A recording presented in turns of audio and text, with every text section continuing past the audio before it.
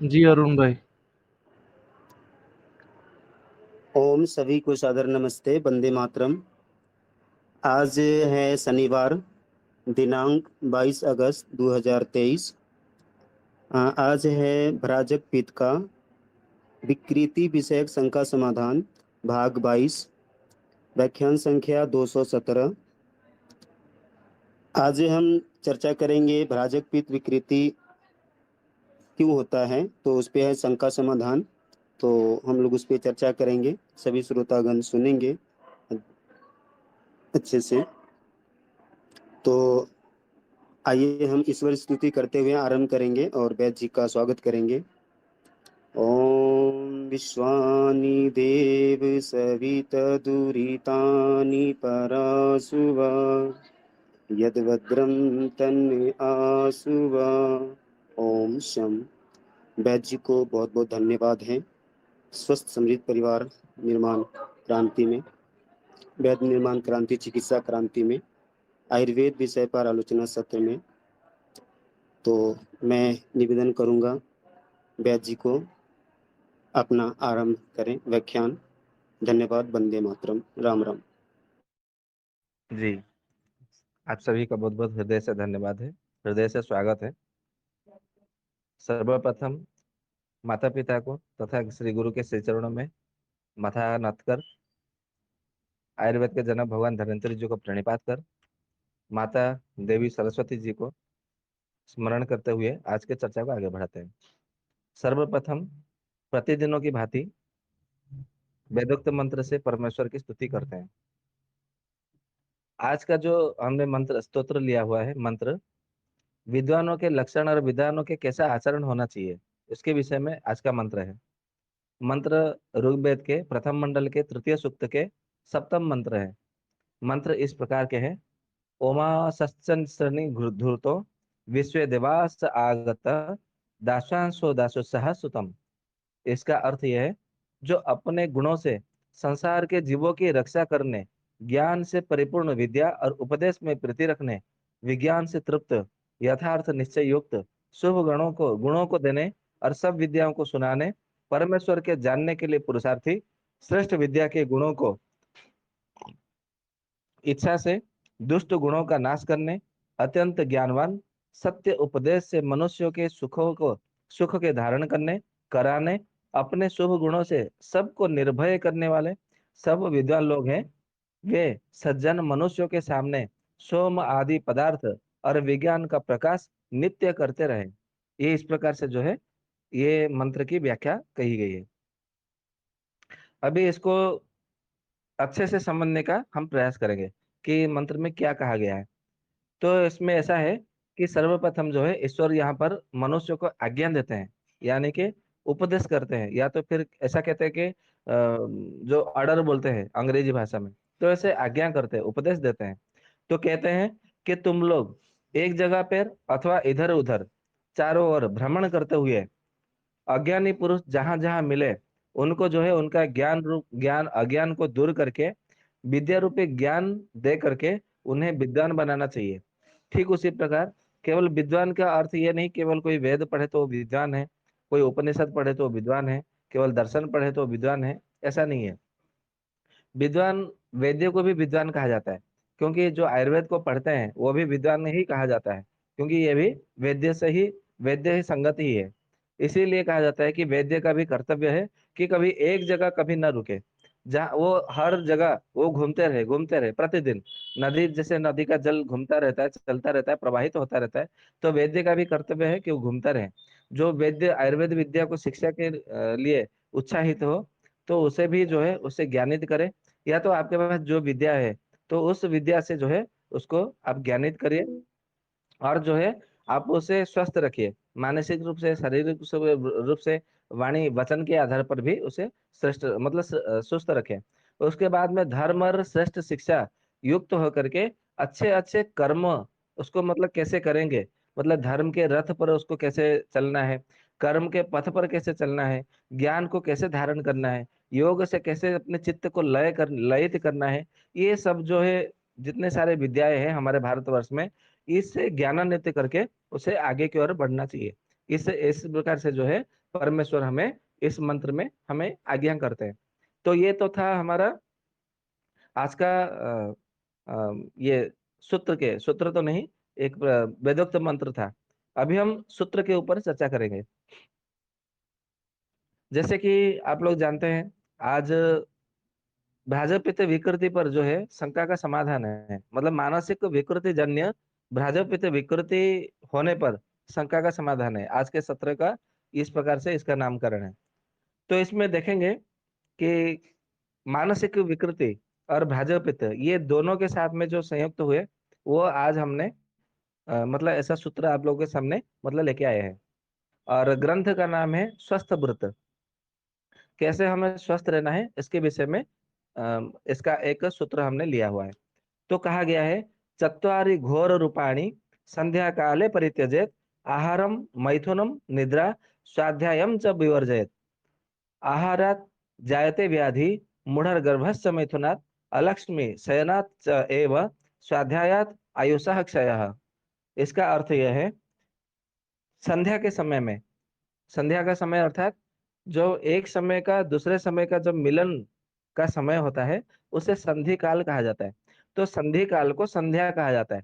जैसे दिन और रात का मिलन के समय को संध्या कहा जाता है, तो इस प्रकार से दिन और रात का मिलन का समय जो है सायन संध्या हो गया, और रात और दिन का जो मिलन समय है उसे प्रातः संध्या कहा गया। इस प्रकार से दो संध्या हो जाती है। ठीक उसी प्रकार दिन को भी दो भाग में विभक्त किया गया है, और रात को भी दो भाग में विभक्त किया गया। कैसे ना, जैसे सूर्योदय होता है तो सूर्य धीरे धीरे धीरे ऊपर चढ़ते हैं, तो जब हमारे सर के ऊपर आ जाते हैं, जो उसे मध्याह्न कहा जाता है, फिर धीरे धीरे धीरे जो है नीचे की ओर वो सरकने लगते हैं। तो इस प्रकार से जो है सूर्य का मतलब आरोहणम मार्तंडस्य, प्ररोहरणम मार्तंडस्य, मतलब सूर्य का ऊपर चढ़ना और सूर्य का नीचे की ओर मतलब गति करना, यानी कि पतन की ओर गति करना। इस प्रकार से जो है दिन को दो भाग में बांटा गया है। ठीक उसी प्रकार रात में भी ऐसा ही है, चंद्रमा का ऊपर आरोहण करना और चंद्रमा का पतन प्ररोहण करना। इस प्रकार से जो है रात में भी दो भाग में बांटा गया है। तो इसी को जो है दिनार्ध और निशार्ध इस प्रकार से कहा गया है। तो दिन का जो दो भाग में, यदि दो भाग में बांटेंगे, तो बीच का जो संधि समय है उसे मध्याह्न संध्या के नाम से जाना जाता है। और रात का भी जो निशार्ध का समय है, जो दो रात का मिलन संधि का समय है, उसे तुरीय संध्या के नाम से जाना जाता है। इस प्रकार से जो है एक दिन में चार चार संध्या होती है। प्रातः संध्या, जैसे पूर्वाह्न संध्या भी कहते हैं, मध्याह्न संध्या, सायाह्न संध्या, तुरीय संध्या। तो इन चार संधि कालों में मतलब संध्या के समय जो है आपको चार कर्म नहीं करने चाहिए। तो क्या क्या नहीं करना चाहिए? तो कहा गया है कि चत्वारि घोर रूपाणी, चार घोर स्वरूप जो कि महापाप है, ऐसा कहा गया है। ये चार जो कर्म है महापाप है, आपको इसको करना नहीं चाहिए, इससे आपको दूरी रहना चाहिए। संध्या काले परित्यजेत, तो क्या क्या वो महापाप है, घोर कर्म है? तो सबसे पहले कहा गया आहारम, उसके बाद में कहा गया मैथुनम, तो तीसरे में कहा गया निद्रा, और चौथे में कहा गया स्वाध्यायम च विवर्जयत। ये चार संधि कालों में ये चार कर्म जो है आपको पूरी तरह से त्याग कर देना चाहिए। आप बोलेंगे क्यों, हमें क्यों क्या त्याग करना चाहिए? इसका हम नहीं त्याग करेंगे तो क्या हो जाएगा, करेंगे तो क्या हो जाएगा? तो इसके आगे आगे वाले श्लोक में कहा जाता है सूत्र में कि आहारात जायते व्याधि, यदि आप भोजन करते हैं तो आपके शरीर में रोग होगा। और कौन सा रोग होगा? आगंतुक रोग होगा, ऐसा कहा गया है।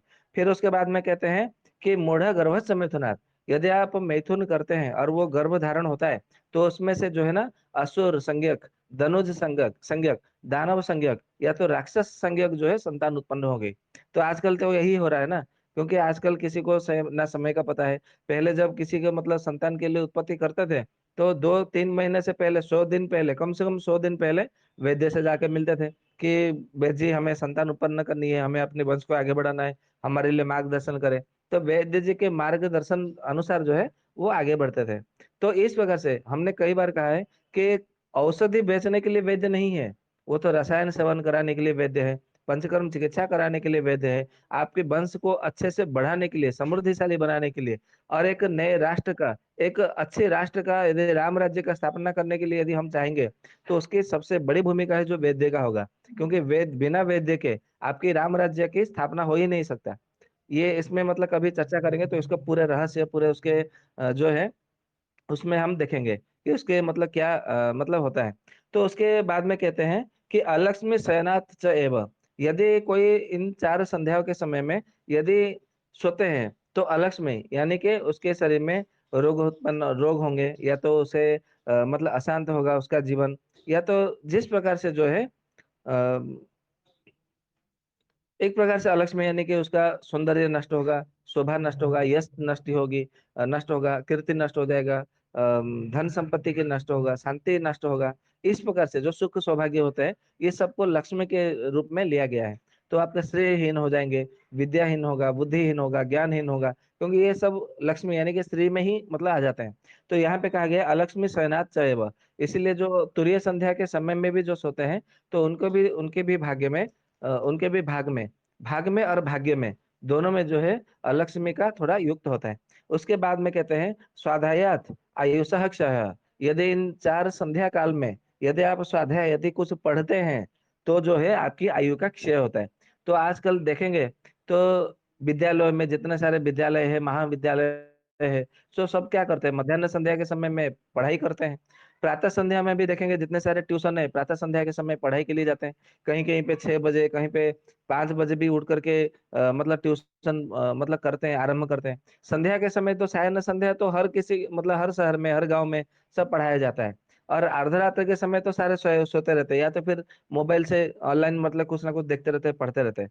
तो इस प्रकार से जो है सबकी आयु धीरे धीरे क्षय होती जा रही है। इसीलिए कोई 30 वर्ष की आयु में कोई गुजर रहा है, कोई 40 वर्ष की आयु में गुजर रहा है, कोई 50 वर्ष में, कोई 60 वर्ष में। किसी की भी आयु 100 वर्ष की आजकल की आज की जो पीढ़ी है, 100 वर्ष की किसी की भी नहीं है। तो आप बोलेंगे कि ये भी एक प्रकार से उसका कारण है कि आजकल हर किसी की आयु क्षय होती जा रही है। तो जब 20 साल पहले, 25 साल पहले की बात करें, तो कोई पढ़ने के लिए ट्यूशन में कभी नहीं जाते थे। तो जो घर में पढ़ते थे या तो विद्यालय में पढ़ते थे, बस उतना ही। हर कोई मतलब पढ़ने के लिए भी इतना नहीं जाते थे, गांव में भी शहर में भी। वो तो अपने पिता के साथ में लगते हुए अपने कौलिक जो कर्म है, कौलिक कर्म, मौलिक कर्म, और जो लौकिक कर्म और मोक्षिक कर्म, इन चार कर्मों के ऊपर अधिक मात्रा में गुरुत्व देते थे, ध्यान देते थे। इसलिए सारे के सारे दीर्घायु होते थे। इसलिए एक दिन ऐसा समय आने वाला है, कब, 2042 के बाद में, अभी नहीं, अभी तो 2023 चल रहा है। 2042 के बाद में कोई पढ़ाई करने के लिए किसी भी विद्यालय में, महाविद्यालय में जाएगा ही नहीं। जितने सारे विद्यालय है वो सब एक अलग केंद्र बनेगा। क्या बनेगा अभी वो नहीं बताऊंगा, कभी मतलब इसके ऊपर में मतलब बात करेंगे। तो जितने सारे अभी महाविद्यालय में, विद्यालय में सब जाते हैं ग्रेजुएशन करने के लिए, पोस्ट ग्रेजुएशन करने के लिए, नौकरी पाने के लिए, वो सब नहीं करेंगे, क्योंकि अभी किसानों का नंबर लगा है, किसानों का बारी है। उसके बाद में जितने सारे धनवान है, जिनके बैंक में लाखों लाखों रुपए, करोड़ों करोड़ रुपए संचित है, उनकी बारी आने वाली है। उसके बाद में जितने सारे नेता है, मंत्री है, जितने सारे राज कर्मचारी है, सरकारी नौकरी करने वाले हैं, उनकी नंबर, उनकी बारी मतलब आने वाली है। तो जितना हो सके आप अपने घर में अपने जमीन, थोड़ा सा जमीन लेकर के स्वयं अनाज बोना, शस्य उत्पन्न करना, खेती करना सीख जाइए। तो आप जो है आपका जीवन और आपके आने वाली जो पीढ़ी है, भविष्य की पीढ़ी, आपका जो वंशज है, आपके बल बच्चे हैं। लोग बोलते हैं ना कि हम बच्चों के लिए तो सब कुछ कर रहे हैं, तो बच्चों के लिए अभी इतना करिए कि उन्हें खेती मतलब करना सिखाइए। नहीं तो फिर उनके आपके बच्चों को खाने के लिए मतलब नहीं मिलेगा, एक एक दाने के लिए, कण कण के लिए जो है वो मोहताज हो जाएंगे, मतलब दर बदर भटकते रहेंगे। पैसा होगा तो क्या पैसे को थोड़ी खाएंगे, ना पैसे से पेट भरेगा, ना पैसे से विटामिन आएगी, ना पैसे से आपका मतलब घर परिवार चलेगा। हाँ, पैसे के माध्यम से चलेगा, परंतु पैसे से कुछ नहीं होगा। इसीलिए खेती करना सिखाइए, स्वावलंबी होना, बनना सिखाइए। और जितने सारे सब नौकरी कर रहे हैं, सब मतलब खुश हो रहे हैं कि मेरा तो सरकारी नौकरी है, अभी भी समय है, सब सुधर जाइए और थोड़ा सावधान हो जाइए, क्योंकि आपका भी बारी आने वाली है। परंतु आपका बारी अंत में आएगा। सबसे पहले किसान लोगों का, उसके बाद में धनवानों का, जो, और उसके बाद में नेता मंत्री और जो राज कर्मचारी, जितने सारे सरकारी कर्मचारी, इस प्रकार से 3 प्रकार से जो है वो बारी आने वाली है। तो ये था आज का जो भी सिद्धि योग। आशा करता हूँ आप लोग को थोड़ा आज का सिद्धि योग पसंद आया होगा, या तो फिर आप समझ गए होंगे कि मानसिक विकृति का भाजपा पित्त के साथ में क्या संबंध है, कैसे संबंध है। तो इसके आधार पर जो है आज का सूत्र को हम यहीं पे विराम देते हैं। अब हम चर्चा करेंगे सिद्धि योग के विषय में। तो आज का सिद्धि योग हमने इस प्रकार से लिया है कि कल तो हमने बताया था जो कि सोढल निघंटु, भाव प्रकाश निघंटु, कहदेव निघंटु, तीनों का योग बना करके एक प्रकार से तेल बताया था। आज हम एक सिद्ध योग, बहुत अच्छा सिद्ध योग बता रहे हैं। आप लोग को सबको जो है लाभवान होगा, मतलब सबके लिए लाभकारी होगा, गुणकारी होगा। तो इस प्रकार से है। छोटे बच्चों के लिए भी तो मतलब आंखों की समस्या आती थी, परंतु आज एक नई बात सुनने में आया कि कार्तिक महीने के बाद में बड़े लोगों का भी आंखों की समस्या आएगी। और क्या आएगी? कार्तिक के बाद में बड़े लोगों को ना जो आंखों में जो व्रण हो जाता है, जैसे कि मतलब गुहेरी के नाम से भी जाना जाना जाता है। तो उसके मतलब जो हमारे पलके होते हैं, आंखों के पलके, तो आंखों के पलके में भी मतलब व्रण यानी कि गुहेरी होगा। आंखों के बगल में भी मतलब गुहेरी होगा। ये आपको देखने को मिलेगा हर जगह। और ये बड़े लोगों की मतलब बड़े लोगों को होगा, चाहे पुरुष हो चाहे महिला हो, उनको ये होने वाला है। और कार्तिक महीने के बाद में होगा। आप लोग लिख के रखिएगा इस सिद्धियों को, तो आप लोग के लिए बहुत अच्छा काम करेगा। और ये जो योग हम आपको बताने जा रहे हैं, ये ग्रंथ का नाम है बृहत निघंटु रत्नाकर है, उसमें बताया गया है। तो ऐसा बताया है कि जो आग का जो पौधा होता है, उस आग के पौधे के पास में चला जाना है सुबह में, सूर्योदय से पहले उनको नमन करना है। और उनका जो दूध है, यहाँ पे जब हमारा आंखों पे लाल मतलब होता था, या जो आंख आना जिसको कहते हैं कंजक्टिविटी, कंजक्टिवाइटिस ऐसा मतलब कहते हैं अंग्रेजी में, तो केवल एक दो दिन लगाने से वो ठीक हो जाता था। बराबर बराबर। परंतु जब उसमें गुहेरी हो जाएगा, आपकी आंखों में व्रण होंगे, घाव उस मतलब ऐसा बनेंगे, तो ऐसा करना है दोनों आंखों में आपको जो है लगभग 10-10 बूंद उसमें डाल करके आपको मतलब पूरे वही नाखून में ही लगाना है। और 10-10 बूंद डालना है। और कम से कम जो है 1 सप्ताह तक आपको डालना है। ये आपको ध्यान में रखना है। तो 1 सप्ताह तक जब आप ढालेंगे, और उसके साथ में उस समय जो है पपीते का सब्जी बना करके खाना है, और कुछ दूसरा कोई सब्जी नहीं खानी है। ये कब करना है? कार्तिक महीने के बाद में। पपीते का सब्जी अधिक मात्रा में सेवन करना है। और उसके साथ में आग का दूध जो है पैर के अंगूठे के नाखून में लगाना है।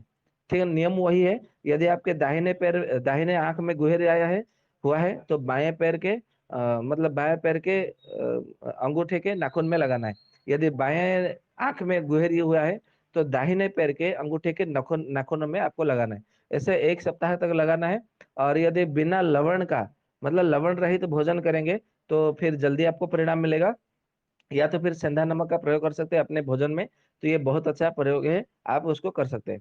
और जो लोग बोलेंगे कि नहीं हमारे यहाँ आग का पौधा नहीं है, तो फिर हम कैसे करें? तो उसके लिए भी एक उपाय बता देते हैं। जो अपमार्ग का पौधा होता है, अपमार्ग, चिरचिटा, लठजीरा के नाम से जाना जाता है, ये भी बहुत अच्छा फायदा करता है। तो रविवार के दिन, ऐसा है उसमें कोई नक्षत्र का योग नहीं है, रविवार के दिन जो है आपको अपमार्ग का मतलब उसका जड़ खोद करके लाना है। बराबर। और उसके जड़ खोद करके ला करके जो है गुलाब के जल में उसको घिसना है। और घिसते हुए जो है एक प्रकार से आपका अंजन की तरह बन जाएगा। तो उसको जो है अपने आंखों में लगाना है, जहां जिसमें आपको गुहेरी हुआ है, तो उसी आंखों में लगाना है। दिन में 3 बार 4 बार तक लगा सकते हैं। और कम से कम उसको भी 3 दिन 4 दिन तक लगाइए। ये कोई दिक्कत नहीं करेगा।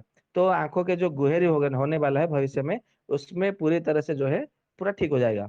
और कोई कोई लोग बोलेंगे कि नहीं हमारे वहाँ पेड़ पौधा नहीं है, परंतु हम गौशाला में रहते हैं, या तो हमारे गाय मतलब हमारे पास गाय है, तो पंचगव्य से यदि कोई मतलब है तो बता दीजिए। तो पंचगव्य के लिए भी एक उपाय आप लोग को बता देते हैं। ग्रंथ का नाम है बृहत निघंटु रत्नाकर। उसमें पंचगव्य के आधारित जो है उसमें एक उपाय बताया गया है। क्या करना है कि आपको जो चावल होता है, मतलब उसना चावल होता है, अरवा चावल होता है, ऐसे दो प्रकार का चावल है। तो आपको अरवा चावल लाना है। अरवा चावल ला करके जो है उसको आप चावल बना लेना, मतलब जिसको भात बोलते हैं, भात बना लेना है। और उसमें जो है थोड़ा सा गाय का घी डालना है। और घी डाल करके जो है मतलब भात बन जाने के बाद में, उसके बाद में उसमें घी डाल करके उसको जो है घोट लेना है, मतलब उसको मिला लेना है बराबर मात्रा में। भात में जो है घी पूरी तरह से मिल जाएगा। फिर जो है एक सफेद रंग का सूती मतलब सूती यानी कि क्या, कॉटन जिसको बोलते हैं, खादी।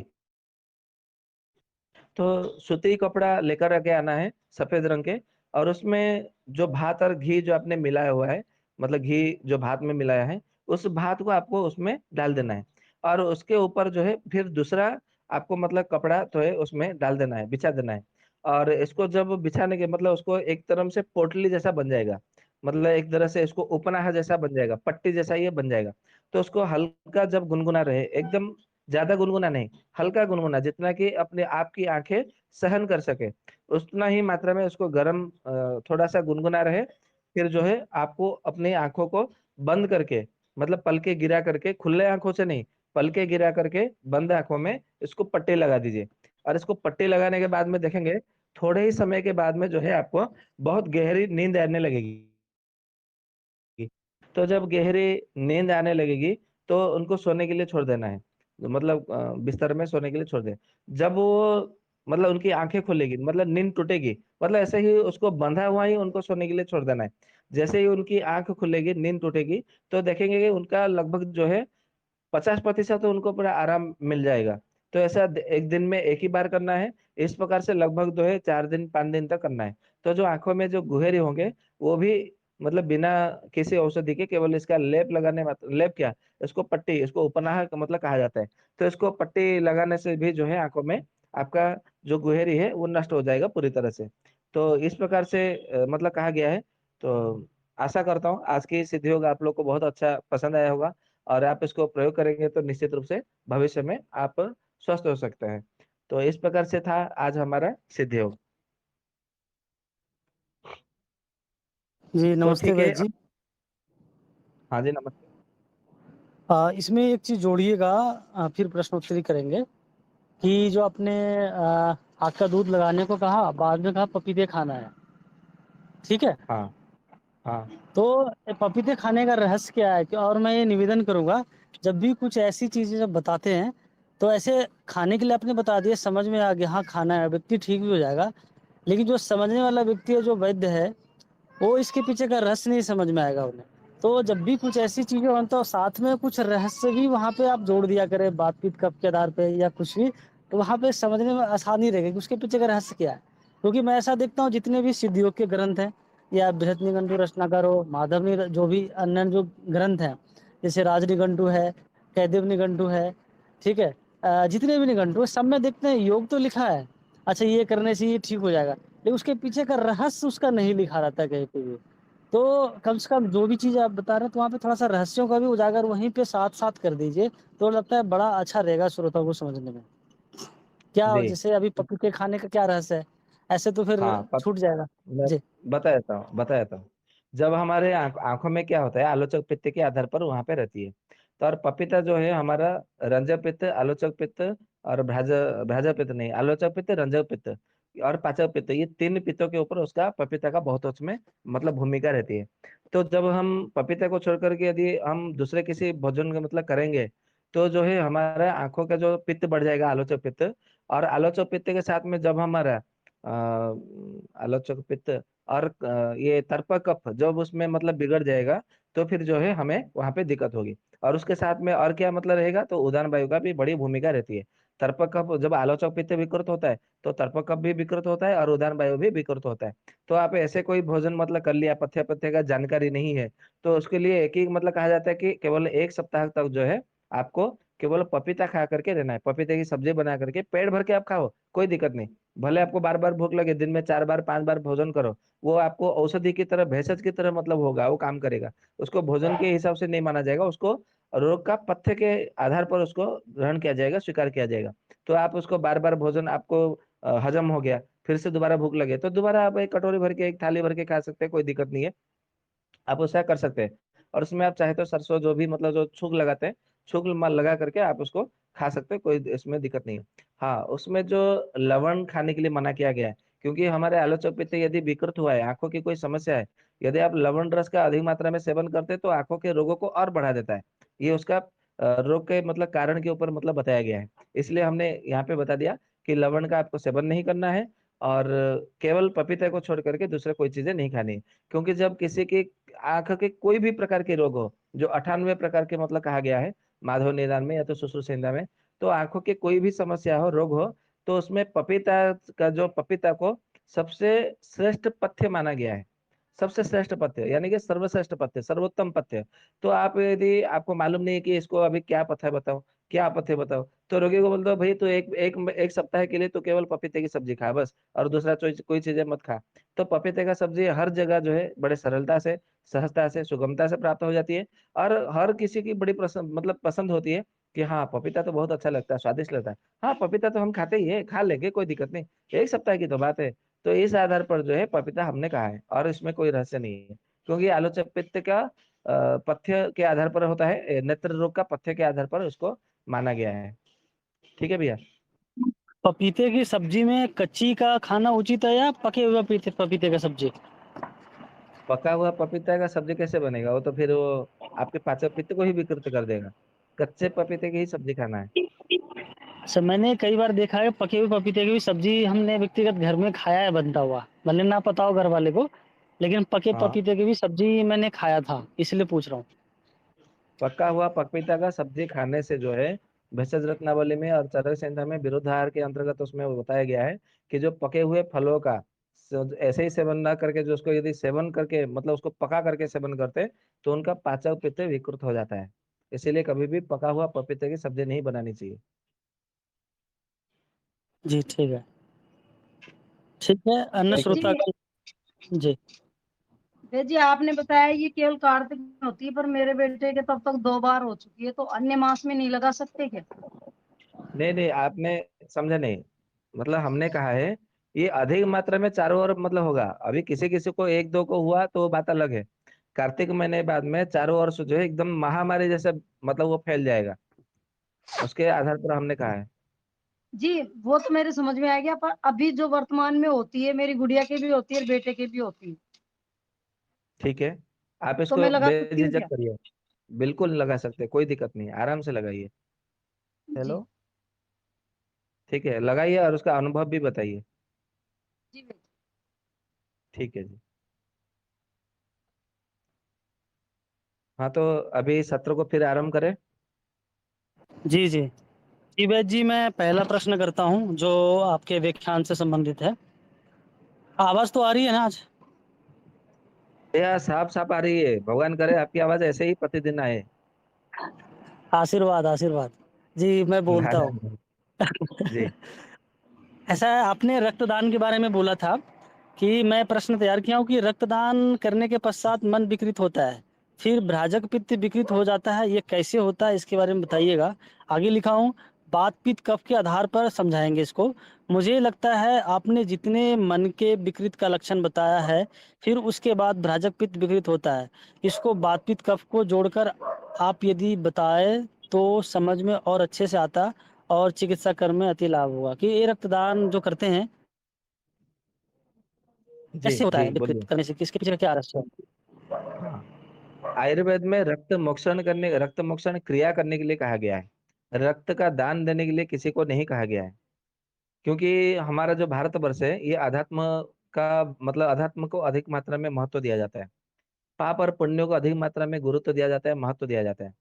तो हमारे जितने सारे यदि हम दान के ऊपर देखेंगे, क्योंकि रक्त दान ऐसा मतलब उसमें कहा गया है, तो ये जो दान है, तो रक्तदान, तो आप ये शब्द आपको किसी भी ग्रंथ में, चाहे आयुर्वेद के ग्रंथ हो, अध्यात्म का शास्त्र हो, किसी आर्ष शास्त्र हो, किसी ऋषि शास्त्र हो, जितने कोई मतलब शास्त्र है, किसी एक भी ग्रंथ में, एक भी शास्त्र में आपको नहीं मिलेगा कि रक्त दान करो।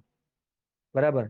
रक्त का दान करना यदि हम देखेंगे इतिहास के आधार पर, तो सर्वप्रथम त्रेता युग में भगवान परशुराम जी ने अपने पितृहत्या का प्रतिशोध लेने के बाद में महसाणा के राजा, वर्तमान के जो महसाणा है गुजरात में, जिसको माहिष्मतीपुरी कहा गया है, आप पुराणों में, शास्त्रों में, वाल्मीकि रामायण में आदि ग्रंथों में देखेंगे तो माहिष्मतीपुरी ऐसा कहा गया है। जो कि उसमें क्या नाम है, सहस्रार्जुन कार्तवीर्य रहते थे, उसमें माहिष्मतीपुरी का राजा थे। नर्मदा नदी के तट पर उनकी मतलब राजधानी थी। तो जब उनको उन्होंने परशुराम भगवान ने सहस्त्रार्जुन कार्तवीर्य का उसके हजारों हाथ, मतलब सहस्त्रार्जुन इसके लिए नाम था क्योंकि उनका नाम तो अर्जुन था, परंतु उसे हजार हाथ की मतलब वरदान का प्राप्त था। मतलब जब वो युद्ध के लिए जाता था तो उसके हजार हाथ जो है उसके शरीर से बाहों में प्रकट हो जाते थे। कोई कोई मतलब भाष्यकार टीकाकार ऐसा बोलते हैं, नहीं नहीं ऐसा नहीं है, कि उसमें हाथों में हजार हाथों की भुजाओं की बल के प्राप्त हो जाता था। जो भी है, हम तो उस समय थे नहीं, देखा नहीं है प्रकृति में वास्तव में उसके 2 ही हाथ थे या 4 हाथ थे या हजार हाथ थे। तो जो भी है, अलग अलग भाष्यकार, अलग अलग टीकाकार अलग अलग बातें उसमें बताते हैं।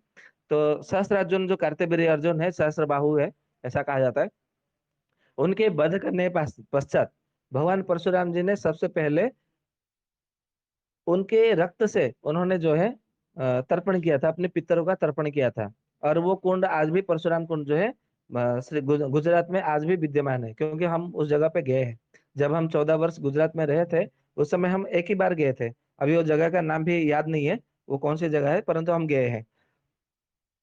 ठीक उसी तरह और एक बार मतलब जो है महाभारत युद्ध के समय में यदि देखेंगे तो जिस द्रौपदी के केस को पकड़ करके घसीटते हुए दरबार में लाया जा रहा था उनको निर्वस्त्र करने के लिए, अपमान करने के लिए। तो उनके ब्रुकोदर भीम ने एक प्रतिज्ञा ली थी कि जब युद्ध होगा तो समर में मैं तेरे उसी भुजा को उखाड़ूंगा और तेरे छाती का लहू मतलब मैं जो है निकाल लूंगा, ऐसा, और उसी के लहू से द्रौपदी के बाल धोऊंगा। तो ब्रुकोदर भीम ने उसके रक्तों को संग्रह करके द्रौपदी को दान दिए थे। मतलब दान इसलिए देते रक्त का क्योंकि वो बालों को धो सके, केसों को धो सके। तो इस प्रकार से हमारे भारतवर्ष में या तो इतिहास के आधार पर हम देखेंगे रक्त का दान तभी किया जाता है जो क्योंकि ये उग्र रस, रुद्र रस, रौद्र रस से ये परिपूर्ण है। तो रक्त दान करने के लिए ये मना किया गया क्योंकि रक्त जो है वहां पर एक मृत्यु सूचक मतलब वार्ता को सूचित करती है। इस प्रकार से यदि हम प्रत्यक्ष भाव से देखेंगे या तो सूक्ष्म की वार्ता के आधार पर देखेंगे, सूक्ष्मता के आधार पर, तो इसका ये अर्थ होता है। और रक्त दान करने के लिए क्यों मना किया गया है, मैं अपने जीवन का अनुभव के आधार पर बताता हूँ। एक महिला रोगी हमारे पास आए और अपने मतलब उसके पति ने जो है ला ले करके साथ में आए और मतलब संयोगवश जो है उनके पति जो है मिलिट्री में, मतलब मिलिट्री या आर्मी जो भी मतलब कहते हैं, वो डॉक्टर थे, परंतु वो अवसर प्राप्त मतलब रिटायरमेंट हो चुके थे। और उनके पुत्र वधु जो है अमेरिका में रहते हैं। तो अमेरिका में रहते हैं तो ये क्या करते हैं वहाँ पे किसी कंपनी में जॉब करते हैं, नौकरी करते हैं। उनकी पुत्र और पुत्रवधू दोनों नौकरी करते हैं अमेरिका के किसी कंपनी में। तो वो कम से कम 3 साल में एक ही बार आते हैं, 4 साल में एक बार आते हैं, 3 महीने के लिए, 4 महीने के लिए, 6 महीने के लिए। परंतु ये जो पिता और माता है, ये दोनों भी अपने पुत्रवधू के पास चले जाते हैं क्योंकि ये रिटायरमेंट है तो उनको भी अच्छा नहीं लगता है। तो ये वहाँ पे चले जाते हैं और वहां पे फिर जो है वहां से ये आ जाते हैं 3-4 महीने के वहां पर रहने के बाद में 1 साल रहने के लिए जाते हैं, फिर 6 महीने के लिए इधर आते हैं, फिर 1 साल के लिए उधर जाते हैं। इस प्रकार से वो करते हैं। तो जब वो हमारे पास एक बार आए कि मेरी पत्नी का जो है ना मानसिक हालत कुछ ठीक नहीं है और हमने कई जगह इसका उपचार कराया और पतंजलि का मेधा मेधा बटी देते हैं और योगेंद्र रस देते हैं, तो उसका थोड़ा परिणाम तो मिलता है परंतु वो पूरी तरह से ठीक नहीं होता। तो बोला मतलब हुआ क्या है, पहले बताइए कि मतलब हुआ क्या है। तो बोले इसका मानसिक ही मतलब कभी अचानक से गुस्सा कर लेगी, वो दीवारों के साथ में मतलब दीवारों में ऐसा मुंह करके किसी पता नहीं किससे बात करती है और बड़बड़ाती रहती है। किसी से भी बात करते तो हंसते हुए बात नहीं करती, मतलब हर किसी के साथ में क्रोध में बात करती है और गाली गलौज करती है, परंतु अश्लीलता नहीं, अच्छी भाषा जैसे दुष्ट, अधम, निराचार, दुराचार, पापाचार, ऐसे मतलब पामर, ऐसे शब्द का मतलब उपयोग करती है। मतलब गाली देती है तो भी शुद्ध भाषा में गाली देती है जैसे शास्त्रीय मतलब वाणी हो। बोला अच्छा, और मतलब क्या करती है। और वो सब कुछ जो है अच्छा अच्छा मतलब चीजें भोजन करती है, बेकार की चीजें मतलब भोजन नहीं करती। घी उसको बहुत पसंद है और वो कभी तेल से बना हुआ कोई भी चीज नहीं खाती। बोला ये तो फिर मानसिक मतलब विकृत क्यों हुआ। तो फिर जब हमने पूछा ये आप कब से मतलब ये खा रहे हैं, तो बोले कि लगभग जो है हम 2012 12-13 से हम इसको मतलब खिला रहे हैं। मेधावटी, योगेंद्र से ये सब दे रहे हैं और सारस्वत भी उसके साथ में दे रहे हैं। बोला इतने सब दे रहे हैं तो फिर परिणाम क्यों नहीं मिल रहा है, इसका क्या कारण है, मुझे मतलब इसका कारण बताओ, है तो बताओ, ऐसा कब से हुआ। तो फिर जब हम उसके कारण को पूछने के लिए उसका इतिहास निकाला तो घटना यूं घटित हुआ था कि जब वो अमेरिका से आ रहे थे पति पत्नी, तो उनका क्या हुआ, वो अमेरिका से आने बाद में दिल्ली में उनका फ्लाइट से मतलब वो दिल्ली में उतरे। दिल्ली से जो है धीरे मतलब उनका फ्लाइट मतलब दिल्ली से नहीं हुआ था भुवनेश्वर, तो फिर वो जो है दिल्ली से ट्रेन में आने वाले थे। तो दिल्ली से वो टैक्सी पकड़ करके वो ट्रेन रेलवे स्टेशन के लिए वो रवाना हुए और रवाना मतलब प्रस्थान कर ही रहे थे। तो अचानक क्या हुआ, कोई बाइक वाला या ऐसा कुछ मतलब कोई स्कूटी वाला आया और आ करके जो है उनको बगल से छू करके चला गया। तो ये थोड़े मतलब ये क्योंकि लगभग 12-14 घंटे का रास्ता होता है अमेरिका से यहाँ पे भारत आने में, ये उसमें फ्लाइट में। तो ये इतना मतलब कुछ खाई पी मतलब ठीक से नहीं थी, तो थोड़ा उनको दुर्बलता आ रही थी और जो है वो गिर गई, मतलब नीचे गिर गई। तो नीचे गिर गई तो फिर उसके मतलब सर में थोड़ा चोट लग गया और बहुत सारा रक्त वहां पे जो है वो बह गया। तो फिर उन्होंने जो है तुरंत जो है लेकर के एम्स हॉस्पिटल में उन्हें दाखिला कर दिया, भर्ती कर दिया। फिर उन्होंने बोला कि इसका तो मतलब इनका काफी सारा मतलब रक्त बह गया है अभी इनको जो है रक्त का मतलब चढ़ाना पड़ेगा। बोले हाँ ठीक है, रक्त चढ़ा दो। तो फिर उन्होंने जो है रक्त 3 यूनिट रक्त चढ़ाया, ऐसा उन्होंने मतलब उनका कहना है कि हमने 3 यूनिट रक्त चढ़ाया। और जब से रक्त चढ़ाया उसके बाद में हमने जो है 2-3 दिन वहां पे हॉस्पिटल में ही भर्ती होकर के रहे। फिर उसके बाद में हमने तत्काल टिकट काटा और बाद में हम लोग जो है मतलब आ गए। ऐसा उसमें मतलब फ्लाइट में जो कि आ गए, और फ्लाइट से मतलब भुवनेश्वर आकर के फिर से जो है हम मतलब ब्रह्मपुर आ गए। तो फिर हमने बोला कि ऐसा मतलब क्या हुआ उसके बाद में, या तो कैसे परिवर्तन आया, वो मुझे उसका रहस्य बताइए। तो उन्होंने कहा कि ऐसा है, जब उनको मतलब रक्त चढ़ाया गया तो वो नींद में ही मतलब बड़बड़ाने लगी, सबसे पहली बात है, और हॉस्पिटल में ही बड़बड़ाने लगी। और जब ही मतलब वो आंखें खोली तो मुझे केवल एकटक नयन से देखती ही रही, देखती ही रही। मैं कुछ बोला तो फिर वो सुनते ही नहीं थी। जब वो बोलती थी तो मतलब वो बोलती तो नहीं थी, उन्हें बात करने के लिए उनको दर्द होता था तो वो बात नहीं कर पाती थी, बात करने के लिए भी उनको डॉक्टर ने मना किया था। वो इशारा इशारे से मैं मतलब ऐसा मुझे बताती थी, परंतु गुस्से से बताती थी। अपने हाथों को ऐसे मतलब जैसे कोई फेंक रहा हो किसी को, मतलब कुछ फेंकता है ऐसे कैसे इशारा करती है, ऐसे ही मतलब इशारा करते हुए वो बता रही थी। तो इस प्रकार से जब मुझे लगा कि शायद उसको दर्द हो रहा है इसलिए उसको गुस्सा आ रहा है, परंतु ये नियम उसका चलता रहा, चलता रहा। और इस प्रकार से जो है अभी भी तब से लेकर के आज तक उसके मन में पता नहीं क्या उसका मतलब प्रभाव हुआ उसका रक्त दान करने के बाद में, और उसका औषधि चला, या तो उसके शरीर में कोई प्रॉब्लम हो, या तो उसका मस्तिष्क में कोई दिक्कत हो। मैंने एमआरआई बार बार कराया, हर जगह अलग अलग जगह मैंने एमआरआई कराया, तो भी उसके सारे रिपोर्ट मतलब साधारण सामान्य आए। तो मुझे समझ में नहीं आया। तो मैंने जब पतंजलि में आकर के मैंने जब दिखाया, तो पतंजलि के डॉक्टर ने बोला कि शायद वो मतलब एक्सीडेंट हुआ है, उसके कारण ऐसा हुआ होगा, बाकी ऐसा कुछ नहीं है। परंतु मैं अपने मन से सोच रहा हूँ, क्योंकि मैं अभी आयुर्वेद को पढ़ रहा हूँ धीरे धीरे, एक एक ग्रंथ में जो है मैं आयुर्वेद का ग्रंथ पढ़ रहा हूँ, तो उसमें लिखा है कि कारण निकालो, हेतु निकालो, संप्राप्ति खोजो। तो मुझे लगता है कि इसका हेतु और कारण जो है वही है कि उसका रक्त दान दिया गया, तब से ऐसा हुआ है। तो हमने बोला कि हाँ हो सकता है, क्योंकि रक्त दान देने के लिए आयुर्वेद में मना किया गया है। रक्त मोक्षण यानी कि रक्त निकाल करके फेंक दो, परंतु कभी भी रक्त दान नहीं करना चाहिए। तो इस प्रकार से जो है रक्तदान जो देते हैं, ये हमने अनुभव के आधार पर बताया है। और रक्तदान जब भी मतलब आप करते हैं, या तो रक्त, तो आपके मन में जो विकृति होगा वही विकृति उसके शरीर में प्रवेश कर जाएगा। तो यदि मान लीजिए आपका शरीर जो है रजोगुण से संबंधित है, और उसका जो शरीर है सत्व गुण से संबंधित है, और आपने या तो फिर उसका या तो फिर आपका तमोगुण से संबंधित है, और आपने दिखावा करने के लिए रक्तदान दे दिया, और जिसको रक्त चढ़ाया जा रहा है वो सत्वगुणी का मतलब व्यक्ति है, तो ये तमोगुण सत्वगुण से ना मिलेगा नहीं। तमोगुण से रजोगुण के साथ में संबंध हो जाएगा, परंतु सत्वगुण के साथ में मतलब उसमें मेल नहीं खाएगा। तो फिर क्या होगा, उसमें मानसिक विकृत हो जाएगा। इसीलिए और फिर आपके मतलब शरीर में जो रोग होगा वही रोग उसके शरीर में भी अपने आप में स्वतः होने लगेगा। इसीलिए आयुर्वेद में रक्तदान करने के लिए मना किया गया है। और आपने पूछा था कि रक्तदान को करने से रक्तदान लेने से या तो चढ़ाने से कौन सा वात पित्त कफ के आधार पर क्या विकृत होता है। इसमें सबसे पहले जो है पित्त विकृत होता है, क्योंकि जब हमने ऐसा देखा है जिन्होंने मतलब रक्त चढ़ाया है, जिन जिन व्यक्तियों को रक्त चढ़ाया जाता है, आप देखेंगे जो इस जितने सारे रोगी होते हैं, थैलेसीमिया के रोगी होते हैं, या तो जो सिकल सेल एनीमिया के रोगी होते हैं, आप जो उनको शरीर में देखें ना, उनको रक्त बार बार चढ़ाते हैं, जो जितने बार चढ़ाएंगे उतने बार जो है उनको पित्त उनके शरीर में बढ़ा हुआ रहेगा, बढ़ा हुआ मिलेगा। वो भले दुर्बल होंगे परंतु गुस्से में बात करेंगे, उनको हंसी से, प्रेम से, आदर से बात करना उनको आएगा ही नहीं। ये हमने अनुभव भी लिए हैं। तो अनुभव के आधार पर ये हम कह रहे हैं कि उसमें पित्त की ही अधिक मात्रा में विकृति देखने को मिलती है। ठीक है जी। और जिनके शरीर से वैद्य जी रक्त निकलेगा, जिनके शरीर से रक्त निकलेगा, उनके शरीर में क्या-क्या विकृत होगा? जिनके शरीर से रक्त निकलेगा उनका वात पित्त कफ जो है तीनों समन हो जाएगा, क्योंकि तो आयुर्वेद में उसको कहा जाता है रक्त मोक्षण क्रिया जो कहा गया है, हुँ, मतलब पित्त को समन करने के लिए, दूषित पित्त को, दूषित रक्त को निकालने के लिए रक्त मोक्षण क्रिया जो है पंचकर्म के आधार पर किया गया है। चाहे देखें चरक देखेंगे, शुश्रूषा संहिता देखेंगे, अष्टांग संग्रह, अष्टांग हृदय, सारंगधर संहिता, चाहे कोई भी एक ग्रंथ गया है, भेषज रत्नावली में भी देखेंगे, भंगसेन संहिता में भी देखेंगे। तो सभी ग्रंथों में, भाव प्रकाश में भी ऐसा कोई ग्रंथ नहीं आयुर्वेद का जिसमें रक्त मोक्षण करने के लिए नहीं कहा गया है। तो रक्त मोक्षण करने के लिए इसलिए कहा गया है, यदि आपके शरीर में दूषित रक्त है, या तो आपके पित्त आपका अधिक मात्रा में बढ़ा हुआ रहता है, कुपित रहता है, तो आप रक्त मोक्षण करा दीजिए, बात खत्म। जी।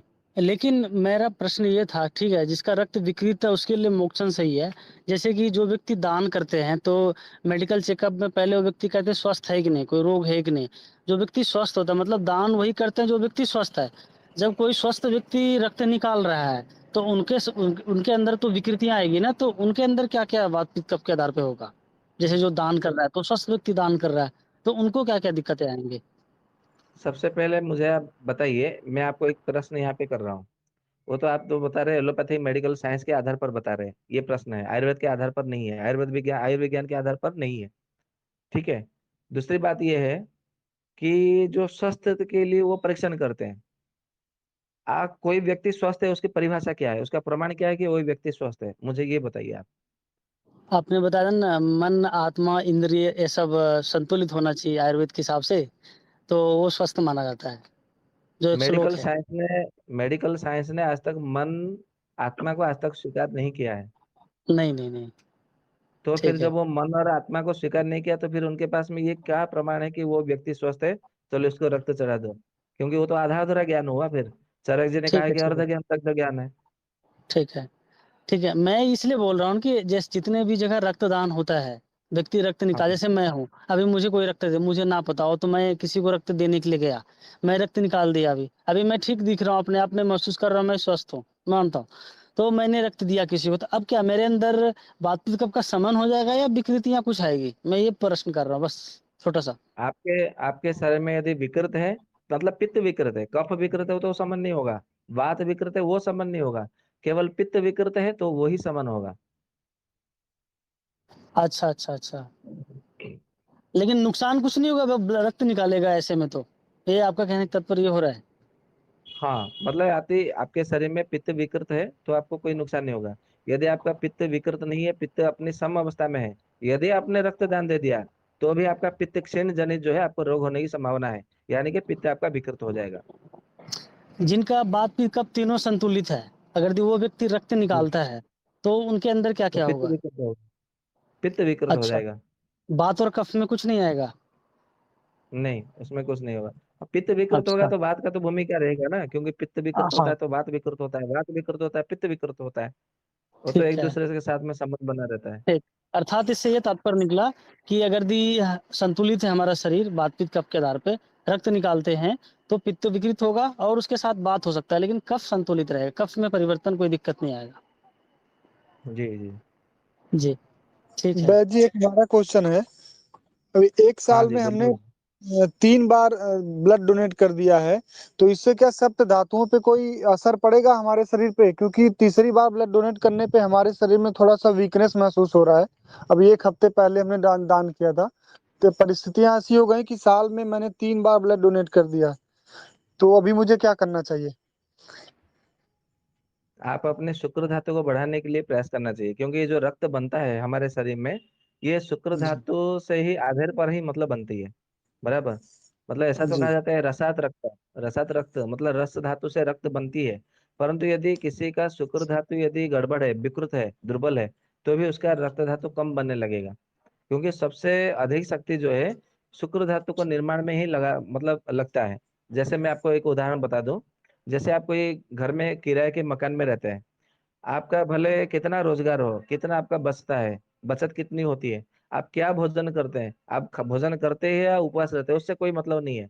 परंतु जैसे ही महीना पूरा हुआ, आपको घर मालिक को जो है आपका घर का किराया दे देना होता है। यही होता है कि नहीं होता है? जी, यही होता है। यही होता है। जैसे मान लीजिए कि किसी ने क्लिनिक खोला या तो दुकान खोला, तो दुकान चले या ना चले उससे कोई मतलब नहीं। उसने यदि महीने का 10,000 रुपया उसका किराया है, आप कहीं से भी मतलब आप खुद को मतलब बेच दो, परंतु उसको 10,000 उसका आपको दे देना चाहिए। तो यही है कि हमारे जो शरीर में जो शुक्र धातु है, वो उसको किराया देना, मतलब आपको उदाहरण दे रहा हूँ, उदाहरण जी मतलब समझाने के लिए। तो शुक्र धातु को हम जो भी भोजन करते हैं वो शुक्र धातु के ओज धातु के लिए ही हमारा भोजन होता है, क्योंकि शुक्र धातु ओज धातु ही हमारे शरीर को ओजस्वी तेजस्वी ऐसा मतलब बना के रखता है। बराबर।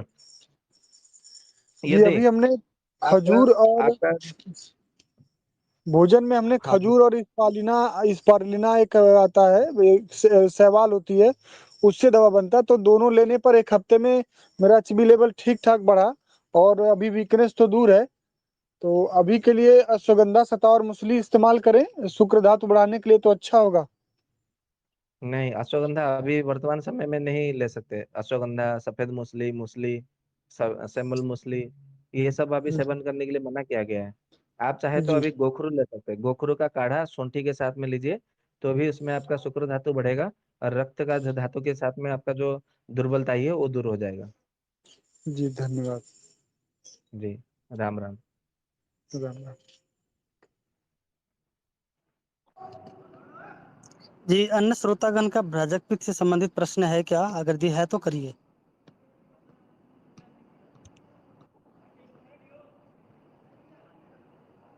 कोई बात नहीं भैया, आप करिए। दीपक भाई आप कंप्लीट करो। हाँ आप कीजिए कंप्लीट। कोई नहीं, हो जाएगी। मैं एक अगला प्रश्न करता हूँ वैद्य जी। ये है कि मन विकृत होने पर जब भ्राजक पित्त विकृत होता है तो सबसे पहले उनके आँख की समस्या होती है, ऐसा आपने बताया।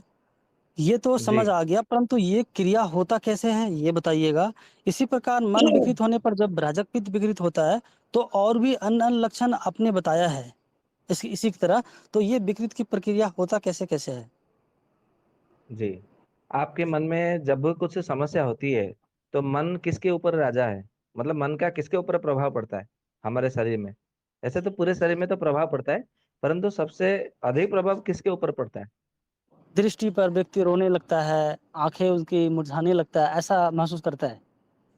नहीं, आप तो पूरा है? एकदम मतलब अंदर ऊपर से चले गए, जंप कर लिया अच्छा। आपने ऐसा नहीं है। क्या?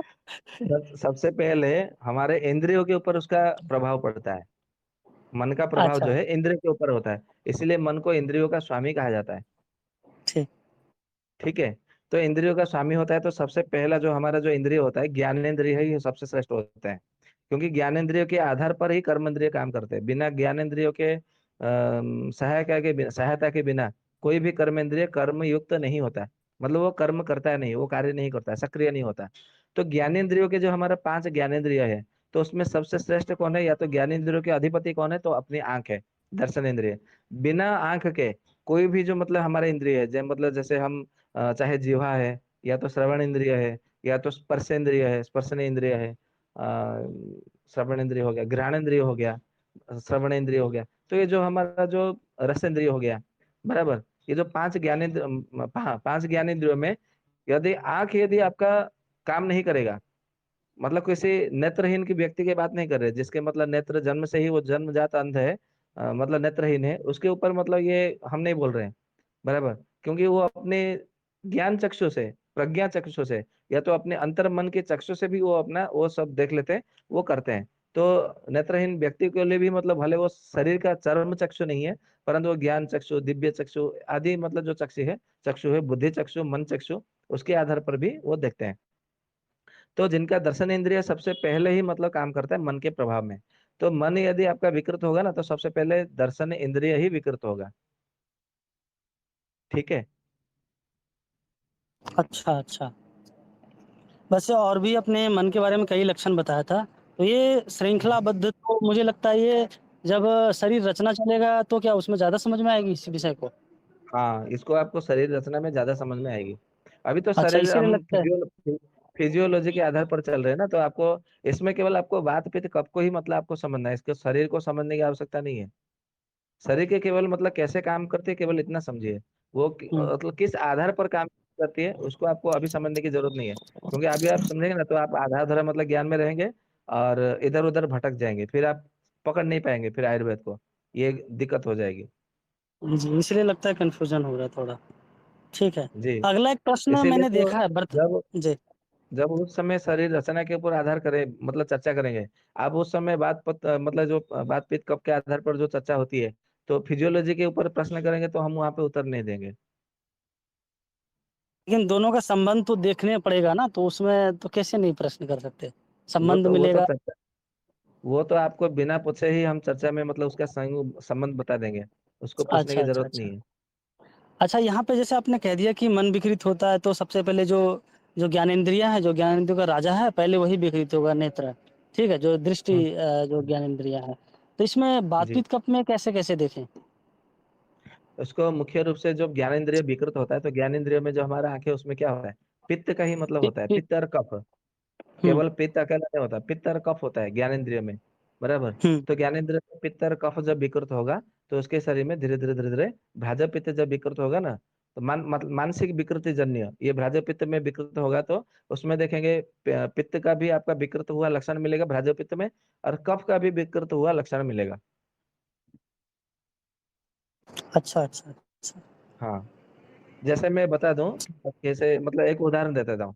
मान लीजिए किसी का मानसिक विकार हुआ, यानी कि स्मरण शक्ति की कमी हुई, या तो उसको मन अस्थिर हो रहा है, या तो मन में ज्यादा घबराहट हो रही है, बेचैनी हो रही है, मन स्थिर नहीं है, और उनको मतलब थोड़ा गड़बड़ आ रही है, और मतलब मानसिक का कुछ ना कुछ विकार आ रही है। जब उनका भाजपा पित्त विकृत होगा तो उसमें देखेंगे कि उनके, जब यदि त्वचा के संबंध में यदि कोई हुआ तो त्वचा में आपको बता दूंगा तो समझ में आ जाएगा सरलता से। तो त्वचा के संबंधी यदि कुछ विकृत होगा तो उनके त्वचा में देखेंगे तो पित्त जनित मतलब लक्षण दिखेगा, और साथ में कफ जनित लक्षण भी दिखेगा। कफ जनित लक्षण यानी कि खुजली होगा, और उसमें से कुछ ना कुछ लसाए, मतलब पानी पानी जैसा, जैसे पुई या पिप निकलता है, ये लक्षण आपको देखने को मिलेगा। और पित्त का लक्षण यानी कि आपको मतलब लाल लाल पीला पीला, या तो उसमें से दाना दाना जैसा, या तो जलन जैसा, ये आपको भी लक्षण देखने को मिलेगा। परंतु पित्त विकृत हुआ है तो वात भी थोड़ी मात्रा में विकृत होगा, तो आपको कभी कभी उसमें देखेंगे तो थोड़ा हार्ड आपको दिखेगा, मतलब कठोरता दिखेगी। परंतु पित्त और कफ जनित कोई भ्राजा पित्त विकृत होता है तो उसमें कठोरता नहीं दिखाई देगी। ये वात के कारण कठोरता दिखाई देती है। और कठोरता जो है हरदम मतलब नहीं रहेगा, प्रतिक्षण प्रतिदिन नहीं रहेगा, कुछ दिनों के लिए, कुछ क्षणों के लिए उसमें वात जनित लक्षण देखने को मिलेंगे, फिर बाद में वो अपने आप में शांत हो जाएगा। फिर पित्त कफ जनित ही लक्षण आपको देखने को मिलेंगे उसके भ्राजा पित्त के विकृति में। ठीक है। जी, जी। धन्यवाद। एक प्रश्न है कि वर्तमान में सबसे ज़्यादा देखा जाता है और इस पर आपने कई बार अपना टिप्पणियाँ भी किया है। मैं उस प्रश्न को दोहराता हूँ। वर्तमान में सबसे ज़्यादा आजकल लाफिंग क्लास चलता है, हँसाने का, हा, हा, हा, हा ऐसे करके चलाते हैं, जी। ठीक है? जी। तो जो लाफिंग क्लास चलता है, उसमें एक तरह से ज़बरदस्ती व्यक्ति को हँसाया जाता है, रोगी को भी हँसाया जाता है, कई सारे हॉस्पिटलों में भी लाफिंग क्लास चलता है। तो जी। क्या उसका भी भ्राजक पित्त विकृत होगा? रोगी का जो हँसाता है, इस पर कोई संबंध है क्या? या बात पित्त कफ के आधार पर क्या संबंध है और ये भ्राजक पित्त से भी क्या कोई संबंध है? इस पर बताइए थोड़ा। 2020 की बात है, तब हमारे पास एक व्यक्ति जो है मतलब थोड़ा जान पहचान के है, वो अपने ससुर को हमारे मतलब अपने साथ में लेकर के हमारे पास आए। सुबह का समय था, लगभग 9 साढ़े 9 ऐसा मतलब समय था। उस समय आए तो हमने बोले कि मतलब क्या हुआ क्या है। तो मतलब वो आकर के मतलब हम उस समय पतंजलि चिकित्सालय में कार्यरत थे। तो जब हम गए तो वो कुर्सी पे बैठे हुए थे, तो हमने ध्यान नहीं दिया कि इसको क्या है क्या नहीं। बोला क्या हुआ क्या। जब हम गए तो पूछा, बोले कि इनको पैरालिसिस है, और ये इनसे चलाया नहीं जा रहा है। बोला कैसे पैरालिसिस हुआ। बोले कि ऐसा है कि इनको बीपी की तो समस्या रहती थी, और ये बीपी की टेबलेट लेते थे, और पतंजलि की अश्वगंधा कैप्सूल और अर्जुना क्वाथ के साथ में, अर्जुना रिस्ट अर्जुन क्वाथ के सामने, क्योंकि इनको डायबिटीज भी है, इसलिए अर्जुन क्वाथ के साथ में ये जो है अश्वगंधा कैप्सूल और अश्वशिला कैप्सूल, दोनों में से एक एक गोली जो है रात को प्रतिदिन लेते थे अर्जुन काढ़े के साथ में। मतलब ये अर्जुन काढ़े के साथ में अश्वशिला अश्वगंधा कैप्सूल लेते थे, तो फिर इनको पैरालिसिस हुआ ही क्यों, नहीं होना चाहिए था। बोले अभी ये तो पता नहीं क्यों हुआ। बोला आप अर्जुन काढ़ा लेते थे तो फिर आपको हाई बीपी तो नॉर्मल हो जाना चाहिए था, तो हाई बीपी मतलब आपका बढ़ा क्यों रहता है। तो कुछ तो गड़बड़ है। क्या आपने भोजन करके आए हो, मतलब खाए पी के आए हो। तो बोले कि हाँ हमने चाय नाश्ता करके और बाद में ब्रेड दूध, मतलब पाव रोटी दूध के साथ में सेवन किया है। मतलब आपने तो बहुत अच्छा मतलब भोजन किया है सुबह में। तो ठीक है, आज आपने मतलब आके मिल लिए, कल सुबह में खाली पेट में आना है बिना खाए पिए। तो जब हमने पूछा कि ये कब से हुआ है, तो बोले कि लगभग 5-6 महीना हो गया है। हाँ 6 महीना ऐसा हो गया है। बोला अच्छा ठीक है, आप कल आइए सुबह में। तो जब दूसरे दिन हमने नाड़ी उनका देखा तो भ्राजक पित्त उनका विकृत हुआ था। तो हमने बोला कि भैया इनको ऐसा है कि इनको भ्राजक पित्त विकृत हुआ है। अभी भ्राजक पित्त विकृत क्यों हुआ है वो तो मुझे भी नहीं पता। मुझे लगता है कि इनका हाई बीपी के लिए औषधि ले रहे तो संभवतः मानसिक विकृत हुआ है कुछ ना कुछ। तो बोलता है यार मैं मेरा मानसिक, मेरा साइको मतलब मुझे कोई साइको पेको नहीं हुआ है, मतलब वो मैंने केवल इतना बोला कि इनका संभवतः मानसिक कुछ विकार हुआ होगा जिसके कारण भाजपा पे विकृत हुआ होगा। संभवतः आयुर्वेद की भाषाओं को वो समझ नहीं पाए शब्दों को, तो तुरंत क्रोधित हो गए। बोला नहीं भेजिए, मेरा मानसिक मतलब मैं कोई साइको पेशेंट नहीं हूँ, मेरा साइको मतलब मैं मतलब बिल्कुल सही हूँ, मैं बिल्कुल ठीक ठाक हूँ। बोला ऐसा। तो हमने बोला अच्छा ठीक है। मुस्कुराते हुए हमने पूछा अच्छा, आपका साइको विकृत नहीं हुआ, बिगड़ा नहीं, आप साइको के पेशेंट नहीं है, ये आपको कैसे पता चला? मुझे मतलब मालूम है, मैं मतलब कौन हूँ, मैं ठीक ठाक हूँ। बोला अच्छा, मैंने आपको जो बताया मानसिक विकार जन्य भ्राजक पित्त विकृत है, कुछ समझ में आया आपको इसके शब्द के क्या अर्थ है? बोला नहीं, आप तो मतलब यही बता रहे हैं ना कि मैं साइको का पेशेंट हूँ। बोला हाँ। आपने बिना सोचे, मतलब बिना विचार किए, बिना समझे इस बात को आपने मतलब एक तरह से उसका उत्तर देने लग गए और क्रोधित हो गए। तो इसी बात से ही पता चल जाता है आपको मतलब मानसिक विकार है। और मैं इसके आगे और मैं क्या बताऊं, ये आप लोग मतलब प्रमाण दे रहे हो और क्रोधित हो गए। बोले ये कैसा बच्चे के पास में ले गया गया, मतलब वो अपने दामाद को बोल रहा है चलो चलो चलो, मुझे मतलब यहाँ पे नहीं करना है। तो वो जाते समय वो तो औषधि नहीं लिए, बात अलग है। फिर उनके दामाद जो है 1 डेढ़ महीने के बाद में फिर से आए। उनकी कुछ स्थिति मतलब खराब थी। तो ये फिर आके आके बोले तो भैया मतलब हमने पूछा अच्छा आपके ससुर जी कैसे हैं? बोले वो तो ऐसा ही है, मतलब उनको लेटिन के लिए भी उसको उनको उठा के लेके जाना पड़ता है। और वो आजकल आता है ना कि कुर्सी पे जैसा बैठने वाला जो लेटिन है मल त्याग करने के लिए, उसके ऊपर बैठा दिया जाता है। तो वो मल त्याग करते हैं, फिर उसको जो है वो एक तरह से थोड़ा कष्ट कठोर में जीवन जी रहे हैं। अच्छा ठीक है। तो हमने बोला कि जब तक उनका भ्राजक पित्त ठीक नहीं होगा तब तक वो स्वस्थ नहीं होगा, आप लिख के रख लीजिए। तो लेकिन नहीं, अभी तो वो उनको योगेंद्र रस दे रहे हैं, बात चिंतामण रस दे रहे हैं, रसराज रस दे रहे हैं। दूसरे पतंजलि में गए थे तो वो सब मतलब वो दे रहे हैं। तो और उन्होंने कहा कि 6 महीने में ठीक हो जाएगा। तो हमने बोला कि मैं गर्व से अहंकार से नहीं बोल रहा हूँ, आप लिख के ले लीजिए। इनको 100 साल तक योगेंद्र रसराज बात चिंतामणि दीजिए, फिर भी वो ठीक नहीं होंगे, क्योंकि इनका भ्राजक पित्त विकृत है। भ्राजक पित्त में योगेंद्र रस, रसराज रस, बात चिंतामणि की कोई भूमिका नहीं है। आप देना है तो दीजिए, आप पैरालिसिस मान करके दे रहे तो दीजिए, परंतु पैरालिसिस उनका रोग नहीं है, उनका भ्राजक पित्त विकृत है। जब तक भ्राजक पित्त विकृत नहीं हो, मतलब दूर नहीं होगा, ठीक नहीं होगा, तब तक उनका पैरालिसिस ठीक नहीं होगा। और आज इस बात को, और मजे की बात यह है, 5 दिन पहले अपने बेटे को लेकर के मेरे पास आए थे, उनके बेटे को मतलब सर्दी खांसी हो गई थी, तो कुछ औषधि लेने आए थे। तो हमने फिर से पूछा अच्छा आपके ससुर जी कैसे हैं? तो फिर वो हंसने लगे। फिर उन्होंने बोला कि नहीं अभी भी ऐसा ही है, कुछ परिवर्तन नहीं आया है। बोला अच्छा ठीक है, अभी क्या योगेंद्र रसराज बात चिंतामणि दे रहे क्या? बोला हाँ अभी भी दे रहे हैं, और साथ में किसी फिजियोलॉजी को बुलाया है, और वो थोड़ा मतलब वो एक्सरसाइज कुछ ऐसा कर रहे हैं फिजियोलॉजी से। और कोई एक्यूप्रेशर पॉइंट दबाने के लिए भी किसी एक्यूप्रेशर को वाले को भी बुलाया है, और दोनों कर रहे हैं, लगे हुए हैं। और मतलब उनको वो उन्होंने कहा है कि 1 साल के अंदर ठीक हो जाएंगे। बोला ठीक है, आप मुझे 5 साल के बाद में बताना आपके ससुर जी चल रहे कि नहीं चल रहे। उन्होंने 1 साल बताया, मैं आपको 5 साल आपको समय दे रहा हूँ। तो बात ऐसी है कि बाकी आप समझ गए होंगे, इसमें क्या बताऊं। जी, जी, जी, जी, जी। इसमें एक मैं विषय जोड़ना चाह रहा हूँ, अभी जो आपने कहा, जैसे कि अगर भ्राजक पित्त से संबंधित वो योगेंद्र आदि औषधि उसका कोई भूमिका है तो नहीं काम करेगा, इसलिए भ्राजक पित्त ही ठीक करना पड़ेगा। हाँ हाँ, इसमें इसमें, हाँ हाँ, इसमें मैं आपको और, हाँ मैं और एक मतलब जोड़ना मतलब बताना चाहूंगा कि रोग जो आयुर्वेद कहता है ना कि सबसे पहले रोग का कारण खोजो, रोग हेतु खोजो। अभी देखिए योगेंद्र रस, रसराज रस, बात चिंतामणि के आधार पर देखेंगे, भेषज रत्नावली में या तो आयुर्वेद सार संग्रह में ग्रंथ में देखेंगे, रसतंत्र सार में, तो उसमें साफ साफ लिखा है ये पक्षाघात की, सर्वांगवात की, अर्धांगवात की परम औषधि है। उसमें लिखा है, साफ साफ लिखा है। और ये स्नायुगत रोगों के लिए रामबाण की तरह काम करता है। परंतु वो लगभग जो है 2020 से अभी तक कितना, 2023, मतलब 2.5 वर्ष हो गए उनको योगेंद्र रस, रसराज रस, बात चिंतामणि चल ही रहा है। और उनको अभी भी भरोसा है कि मतलब इससे ठीक हो जाएगा। और आप इसी बात से समझ सकते हैं, भले स्वर्ण कल्प की औषधि ही क्यों ना हो, यदि आपका रोग का हेतु कुछ कहीं कुछ और है, रोग का कारण कहीं और है, तो 1 करोड़ वाली औषधि भी दे दीजिए, तभी वो ठीक नहीं होगा। इसीलिए रोग का कारण, रोग का हेतु आपको पकड़ में आना चाहिए। अभी देखेंगे इसमें भ्राजक पित्त मतलब इसका बिल्कुल मतलब ठीक करने के लिए औषधि देंगे ना, तो उसमें एक भी औषधि जो है वो पैरालिसिस का औषधि नहीं, उसमें नहीं होगा। फिर वो आप मतलब उसको कोई वैद्य होगा या तो कोई इसको थोड़ा मोड़ा, थोड़ा बहुत जो है आयुर्वेद का ज्ञान होगा, वो बोलेगा यार भाई जी ये आपने क्या औषधि दे दिया, ये तो पैरालिसिस का औषधि आपने बोले एक भी दिया ही नहीं। वो ऐसा प्रश्न करेगा। परंतु जिसको आयुर्वेद का सही ज्ञान होगा, उनको लगा होगा अच्छा अच्छा ये रोग के कारण को नष्ट करने के लिए औषधि दे रहे हैं। इस प्रकार से है।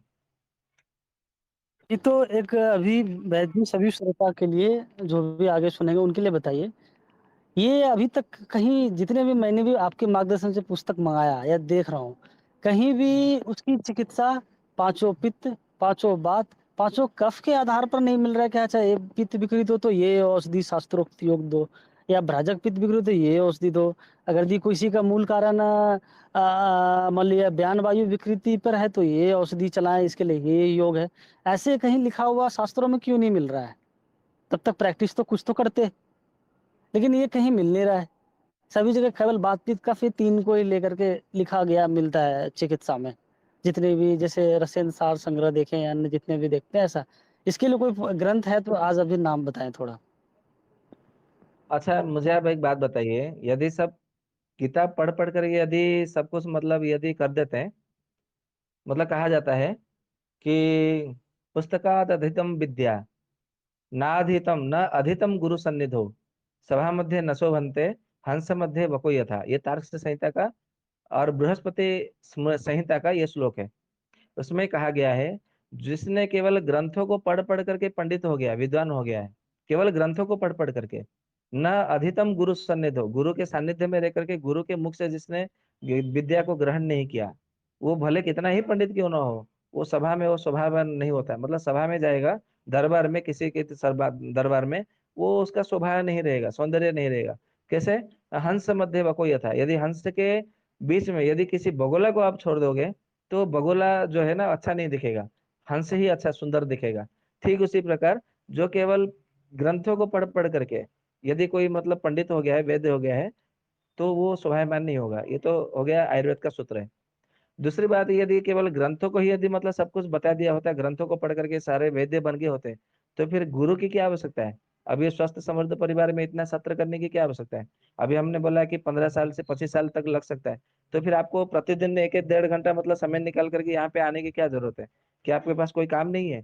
खा पी करके मतलब आपको रात को आराम से सोना चाहिए, विश्राम करना चाहिए। रात को 11-12 बजे तक मतलब यहाँ पे समय नष्ट करने की क्या जरूरत है? बताइए। अच्छा, जी जी, ये तो है, सत्य है। तो ठीक है, तो इसमें अर्थात तो वहां पे फिर हमने हमने हर बार यही कहा है, यदि आपको औषधि चाहिए, जब हम मतलब पुंदाग में भी गए थे, पुरुलिया, धीरज भाई के वहां पे कार्यक्रम में, तो हमारा एक उन्होंने रखा था व्याख्यान कि रोग के अनुसार मतलब आयुर्वेद रोग के अनुसार चर्चा या रोग के अनुसार औषधि, मतलब ऐसा कुछ व्याख्यान उन्होंने रखा था। तो हमने बोल दिया कि रोग के अनुसार यदि आपको औषधि बताना हो, मतलब चाहिए, ये बताने के लिए हम इतने दूर से उड़ीसा से नहीं आए, उत्कल से। आप इस बात को समझिए, रोग के अनुसार यदि औषधि बताना है तो हमें बताने की आवश्यकता नहीं है। आप किसी भी किताब के दुकान में चले जाइए, पुस्तक के दुकान में, आयुर्वेद पुस्तक दुकान में, उसको बोलिए भैया मुझे आयुर्वेद के चिकित्सा की ग्रंथ दीजिए। वो आपके सामने इतना मतलब वो पहाड़ जैसा आपके सामने ढेरों लगा देगा। आपका सर चक्कर आ जाएगा, द्वंद में पड़ जाएगा, मुझे कौन सा ग्रंथ ले लूं? हाँ मैं ये भी ले लूं, हाँ ये इसको भी ले लेता हूँ, अरे इसको भी ले लेता हूँ। अरे सभी तो आयुर्वेद के ग्रंथ है, सभी में मतलब अलग अलग लिखे हैं। फिर आपको मतलब सोच में पड़ जाएंगे कि कौन सा ग्रंथ लेना है, कौन सा मतलब ग्रंथ सही है। सभी ग्रंथ सही है, परंतु किस आधार पर कौन सा औषधि कब देना है, कैसे देना है, ये केवल आपको गुरु बताएगा, कोई ग्रंथ नहीं बताएगा। क्योंकि सारे के सारे जो ग्रंथ मिल रहे हैं वो चिकित्सा ग्रंथ है, वो आयुर्वेद ग्रंथ नहीं है। मैंने पहले से बताया है, आयुर्वेद से ही सारे ज्ञान, सारे वेद, सारे कुछ मतलब निकला हुआ है, सारी विद्या। अभी जो हम पढ़ रहे हैं चरक संहिता, सुश्रुत संहिता, वो आयुर्वेद नहीं है, वो चिकित्सा ग्रंथ है। तो चिकित्सा ग्रंथ आयुर्वेद में जमीन और आसमान का, यानी कि या तो आसमान और पाताल का फर्क होता है। ये आपको, आप लोग को सबको समझनी है। जी, धन्यवाद।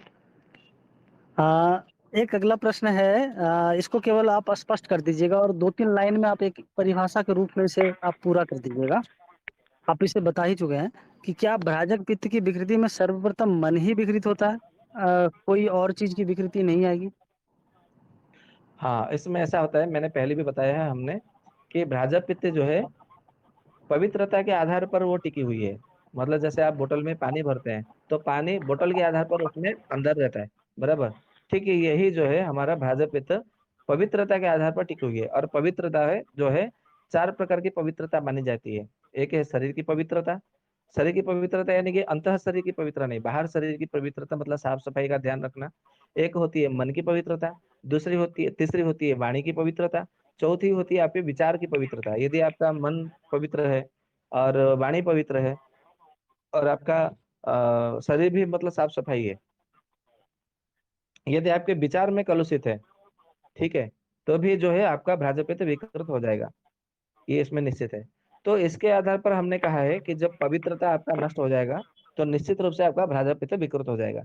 और मन, विचार और शरीर, ये तीनों के आधार पर और वाणी के आधार पर देखेंगे तो इसमें जो मुख्य भूमिका है वो मन की होती है। क्योंकि मन का जैसा भावना होती है वैसा आपका विचार बनता है, मन की जैसी भावना कल्पना होती है वैसे आपकी वाणी बनती है, मन के आधार पर जो है आपका शरीर का निर्माण हो जाता है, शरीर आपका उसी प्रकार से सक्रियता रहती है। इसीलिए हमने कहा है कि आपको मन को पवित्रता हमेशा सदा बना के रखना चाहिए। यदि आपने अपवित्रता आधार पर मतलब रुके तो आपका मन विकृत हो जाएगा, उसके आधार पर जो है आपका भ्राजपित्त विकृत हो जाएगा। इसका अर्थ है कि आपका शरीर, मन, विचार, वाणी चारों विकृत हो जाएंगे, उसके बाद में भ्राजपित्त विकृत होगा। तो उसमें सबसे पहले जो है मन की भूमिका बड़ी ही गुरुत्वपूर्ण होती है। ठीक है। ठीक है। अगला प्रश्न है, ये प्रश्न है 2013 भ्राजक पित्त व्याख्यान से संबंधित है। आपने बताया कि मन निराकार है, ठीक है, तो मन निराकार है तो चित्त निराकार है या साकार? चित्त भी निराकार है, मन भी निराकार है, बुद्धि भी निराकार है, हमारा जो संकल्प है, संस्कार है, वो सभी निराकार है। उसका कोई आकार नहीं है, जिस प्रकार अच्छा, मतलब वायु आपने का चार, कोई आकार नहीं है। अच्छा, जो मन का आपने 4 हिस्से बताए हैं उसके आधार पे ये सभी निराकार ही है एक तरह से। जी जी। जी। वो तो कर्तव्य के अगला है, आधार पर, गुणों के आधार पर उसका वर्णन किया गया है। अच्छा अच्छा, तो वो तो एक तरह का चित्त भी मन ही हो गया, तो वो भी तो निराकार में ही रहेगा, इसका अर्थ हाँ। यही है। जी जी। अच्छा, आपने बताया मन निराकार है, आपने ये भी बताया कि कला भी नहीं दिखता, मतलब कला भी निराकार है, तो शरीर के अंदर कितने निराकार पदार्थ अर्थात तत्व हैं? कितने, फिर से बोलिए, कितने शरीर में? फिर से बोलता हूँ, आपने जब हाँ मैं कला के बारे में पूछा था कि उसका स्वरूप कैसा है, तो आपने कहा था कि कला नहीं दिखता, वो निराकार है। तो मैं उसके आधार पे प्रश्न तैयार किया कि आपने बताया मन निराकार है, आपने ये भी बताया कि कला भी नहीं दिखता, मतलब कला भी निराकार है, तो शरीर के अंदर जी। कितने निराकार पदार्थ अर्थात तत्व हैं? उसका तो फिर एक सूची बनाना पड़ेगा, हिसाब करके ही बता सकते हैं। ऐसा तो कितना है ऐसा नहीं बता सकते, क्योंकि किसी भी ग्रंथ में इसका कोई प्रमाण नहीं कि इतने मतलब कला है या तो इतने हैं ये निराकार है, ऐसा कहीं उल्लेख नहीं है। तो उसके लिए समय चाहिए सूची बनाने के लिए। अर्थात मैं ये कम से कम इतना जानना चाहता हूँ कि जैसे एक मन को निराकार आपने बताया, कला भी नहीं दिखता, कला भी तो निराकार ही हुआ ना? हाँ, कला भी निराकार है। तो ये 2 चीज निराकार मिले, एक शरीर के अंदर आत्मा है जो निराकार है, 3 हो गए, तो क्या इसके हम्म। अलावा भी और निराकार पदार्थ हैं या बहुत सारे हैं या बस इतने ही कुछ सीमित है? ऐसे, वायु भी एक निराकार, वायु भी हो गए, 4 हो गए। हाँ तो ऐसे वायु को देखेंगे तो वायु 10 बन जाएगा। आयुर्वेद के आधार पर हम देखेंगे तो वायु 10 होगा। एक हाँ मतलब मुख्य हाँ वायु 5 और उप वायु 5, बराबर। हाँ, एक, तो उसकी हाँ एक वो तो सूची, पता है। एक सूची बनाएंगे तभी मतलब संभव होगा। ऐसे ठीक याद है, कर अच्छा करके अच्छा। कैसे, मतलब कितना याद करेंगे, समय मतलब समय नष्ट होगा। जी जी, ठीक है ठीक है ठीक है। अच्छा, आपने एक प्रश्न है, आपने बताया मन के आधार पर चलने से अहंकार आ जाता है, ये अहंकार तो केवल संचलात्मक मन के आधार पर चलने से ही आता होगा ना? ये हाँ ना में उत्तर दे दीजिएगा।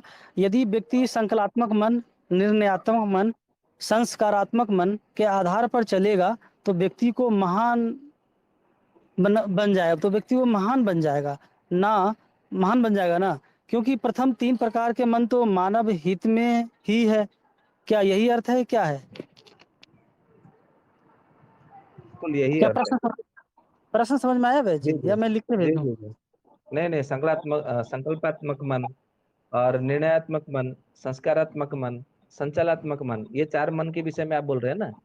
जी ये तो मांडुक्य उपनिषदों का मतलब वाणी है, मुझे अच्छे से याद है। उस दिन में जी मांडुक्य उपनिषद पढ़ रहा था तो इसमें ये बताया गया है।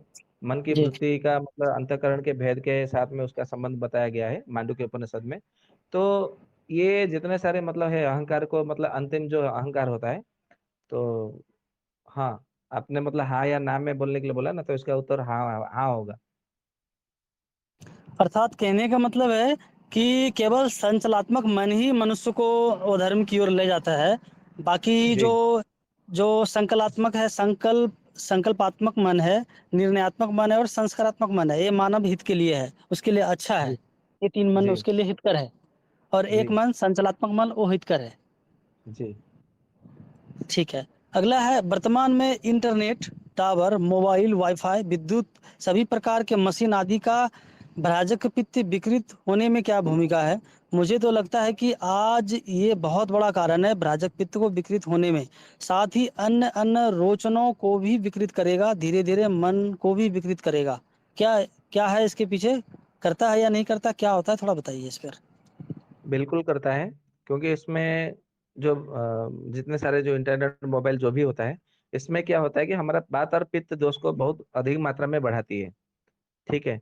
तो वात और पित्त दोष मतलब जब बढ़ता है तो निस्संदेह रूप से कफ को भी इसमें विकृतता आएगी, क्योंकि जब वात पित्त दोनों मिल जाते हैं तो कफ को विकृत कर देते हैं। इसमें कोई संदेह नहीं है। तो इस प्रकार से जो है आपका तीनों दोष इसमें विकृत हो गया। तो आज के समय में देखिए बच्चों के कम आयु में बाल पक गए हैं। बहुत सारे बच्चे ऐसे हैं कि मतलब उसको आंखों की मतलब चश्मा लगाना पड़ रहा है, बड़े बड़े मोटे मोटे चश्मे लगाना पड़ रहा है। या तो फिर उनको ऐसा देखेंगे कि वो दुर्बल होते जा रहे हैं, मानसिकता के आधार पर दुर्बल होते जा रहे हैं। और आप देखेंगे कि बहुत सारे जिन्होंने अधिक मात्रा में लैपटॉप कंप्यूटर वो सब चला रहे हैं, उनका लीवर की समस्या ज्यादा हो रही है, प्लीहा की समस्या ज्यादा हो रही है, धातुगत समस्या ज्यादा हो रही है, नपुंसकता की और धीरे धीरे कगार पर सब मतलब है, बढ़ रहे हैं। नपुंसक मतलब बन रहे हैं धीरे धीरे। और सबके मतलब देखेंगे तो शुक्र धातु बहुत दुर्बल हो रही है। तो स्नायुगत विकृतियां बहुत आ रही है। और सबके मर्म मतलब मर्म स्थल जो है विकृतियां हो रही है। तो एक प्रकार से आप देखेंगे प्रत्यक्ष रूप से तो भ्राजोपित्त विकृत हो रही है। तो इसमें इस बात को नकारा नहीं जा सकता कि इंटरनेट मोबाइल कंप्यूटर लैपटॉप ये जो जितने सारे प्रयोग किए जाते हैं तो इससे भ्राजोपित्त विकृत है, तो निश्चित रूप से हाँ, भ्राजोपित्त विकृत होता है। जी, धन्यवाद। एक है, इस स्थिति में किस स्थिति में एक ही बार में एक ही समय में सभी इंद्रियों का ज्ञान होने लगता है तो मन विकृत होने लगता है। साथ ही बात पित्त कफ के आधार पर इनके लिए कौन कौन सा दोष जिम्मेवार है, थोड़ा इसको बताइए। हाँ, हमने ये कहा था कि जब एक समय में सभी इंद्रियां काम करने लग जाए और अलग अलग दिशाओं में काम करने लगे तो समझ लीजिए कि आपका मानसिक विकृत है, यानी कि आपका भ्राजपित्त विकृत होने वाला है। यदि एक ही दिशा में एक ही बात को लेकर के एक ही काम में यदि आपका पांचों इंद्रिया ज्ञान इंद्रिया यदि काम कर रहे हैं तो वो मानसिक विकृत नहीं है, ये ऐसा हमने कहा था। और यदि हम इसको देखेंगे तो उसमें मुख्य रूप से जो है मन का विक्षेप होना, मन का जो विक्षेप गुण है, बराबर। तो इसमें मन का विक्षेप गुण उसमें अधिक मात्रा में मतलब मुख्य रूप से इसका रहता है। तो विक्षेप गुण को आपको यहाँ पे समझना है। तो विक्षेप आपको यदि मतलब ठीक कर लिया तो फिर आपको कोई दिक्कत नहीं होगी। ठीक है। अच्छा, एक केवल स्पष्टीकरण चाहता हूँ, ये तो समझ में आ गया। मन का तो भ्राजक पित्त के साथ एकदम सीधा संबंध है ना। सीधा संबंध नहीं है, यहाँ पे पवित्रता के आधार पर संबंध है। अच्छा, सीधा कनेक्शन ना करे, केवल पवित्रता के आधार पर संबंध है। हाँ। अच्छा, तब तो पवित्रता के आधार पे तो भ्राजक पित्त का सभी के साथ पूरे शरीर में संबंध होगा, क्योंकि जहाँ जहाँ पवित्रता है वहाँ भ्राजक पित्त सही है। ये तो यही स्पष्ट निकला, मैं मन के लिए पूछ रहा था केवल। हाँ, बिना पवित्रता के आधार पर मतलब मन भी क्या करेगा, और पवित्रता नहीं है तो फिर ठीक। मन क्या करेगा। अच्छा अच्छा, तो इस आधार पर तो पूरे शरीर के लागू होगा कि पवित्रता, जैसा आपने भ्राजक पित्त के आरंभ में ही बताया था कि जहाँ जहाँ पवित्रता है वहाँ भ्राजक पित्त सही है, और भ्राजक भ्राजक पित्त तो पूरे शरीर में है, तो इसलिए तो जी वो हो गया। ठीक। जी जी। एक था 2013 बोलता हूँ, माफ करिएगा, 213 भ्राजक पित्त व्याख्यान का, अर्थात भाग 18 था। उसमें विषय से संबंधित तो नहीं था, लेकिन जो सिद्ध योग बताया था उसके आधार पर है, क्या तैयार है। आपने कहा, तारपीन का तेल पिलाने से शिशु का कृमि नष्ट हो जाता है और जीवन में दोबारा कभी ये समस्या नहीं होता। साथ ही कभी भ्राजक पित्त विकृत नहीं होता और ना कभी कोई कुष्ठ रोग होता है। हमें ये समझ नहीं आया कि बचपन में एक बार तारपीन तेल पीने से भ्राजक पित्त कभी विकृत नहीं होगा, कुष्ठ रोग कभी नहीं होगा, कृमि रोग कभी नहीं होगा। ये कैसे कार्य करता है कि कभी ये समस्या नहीं होने देता।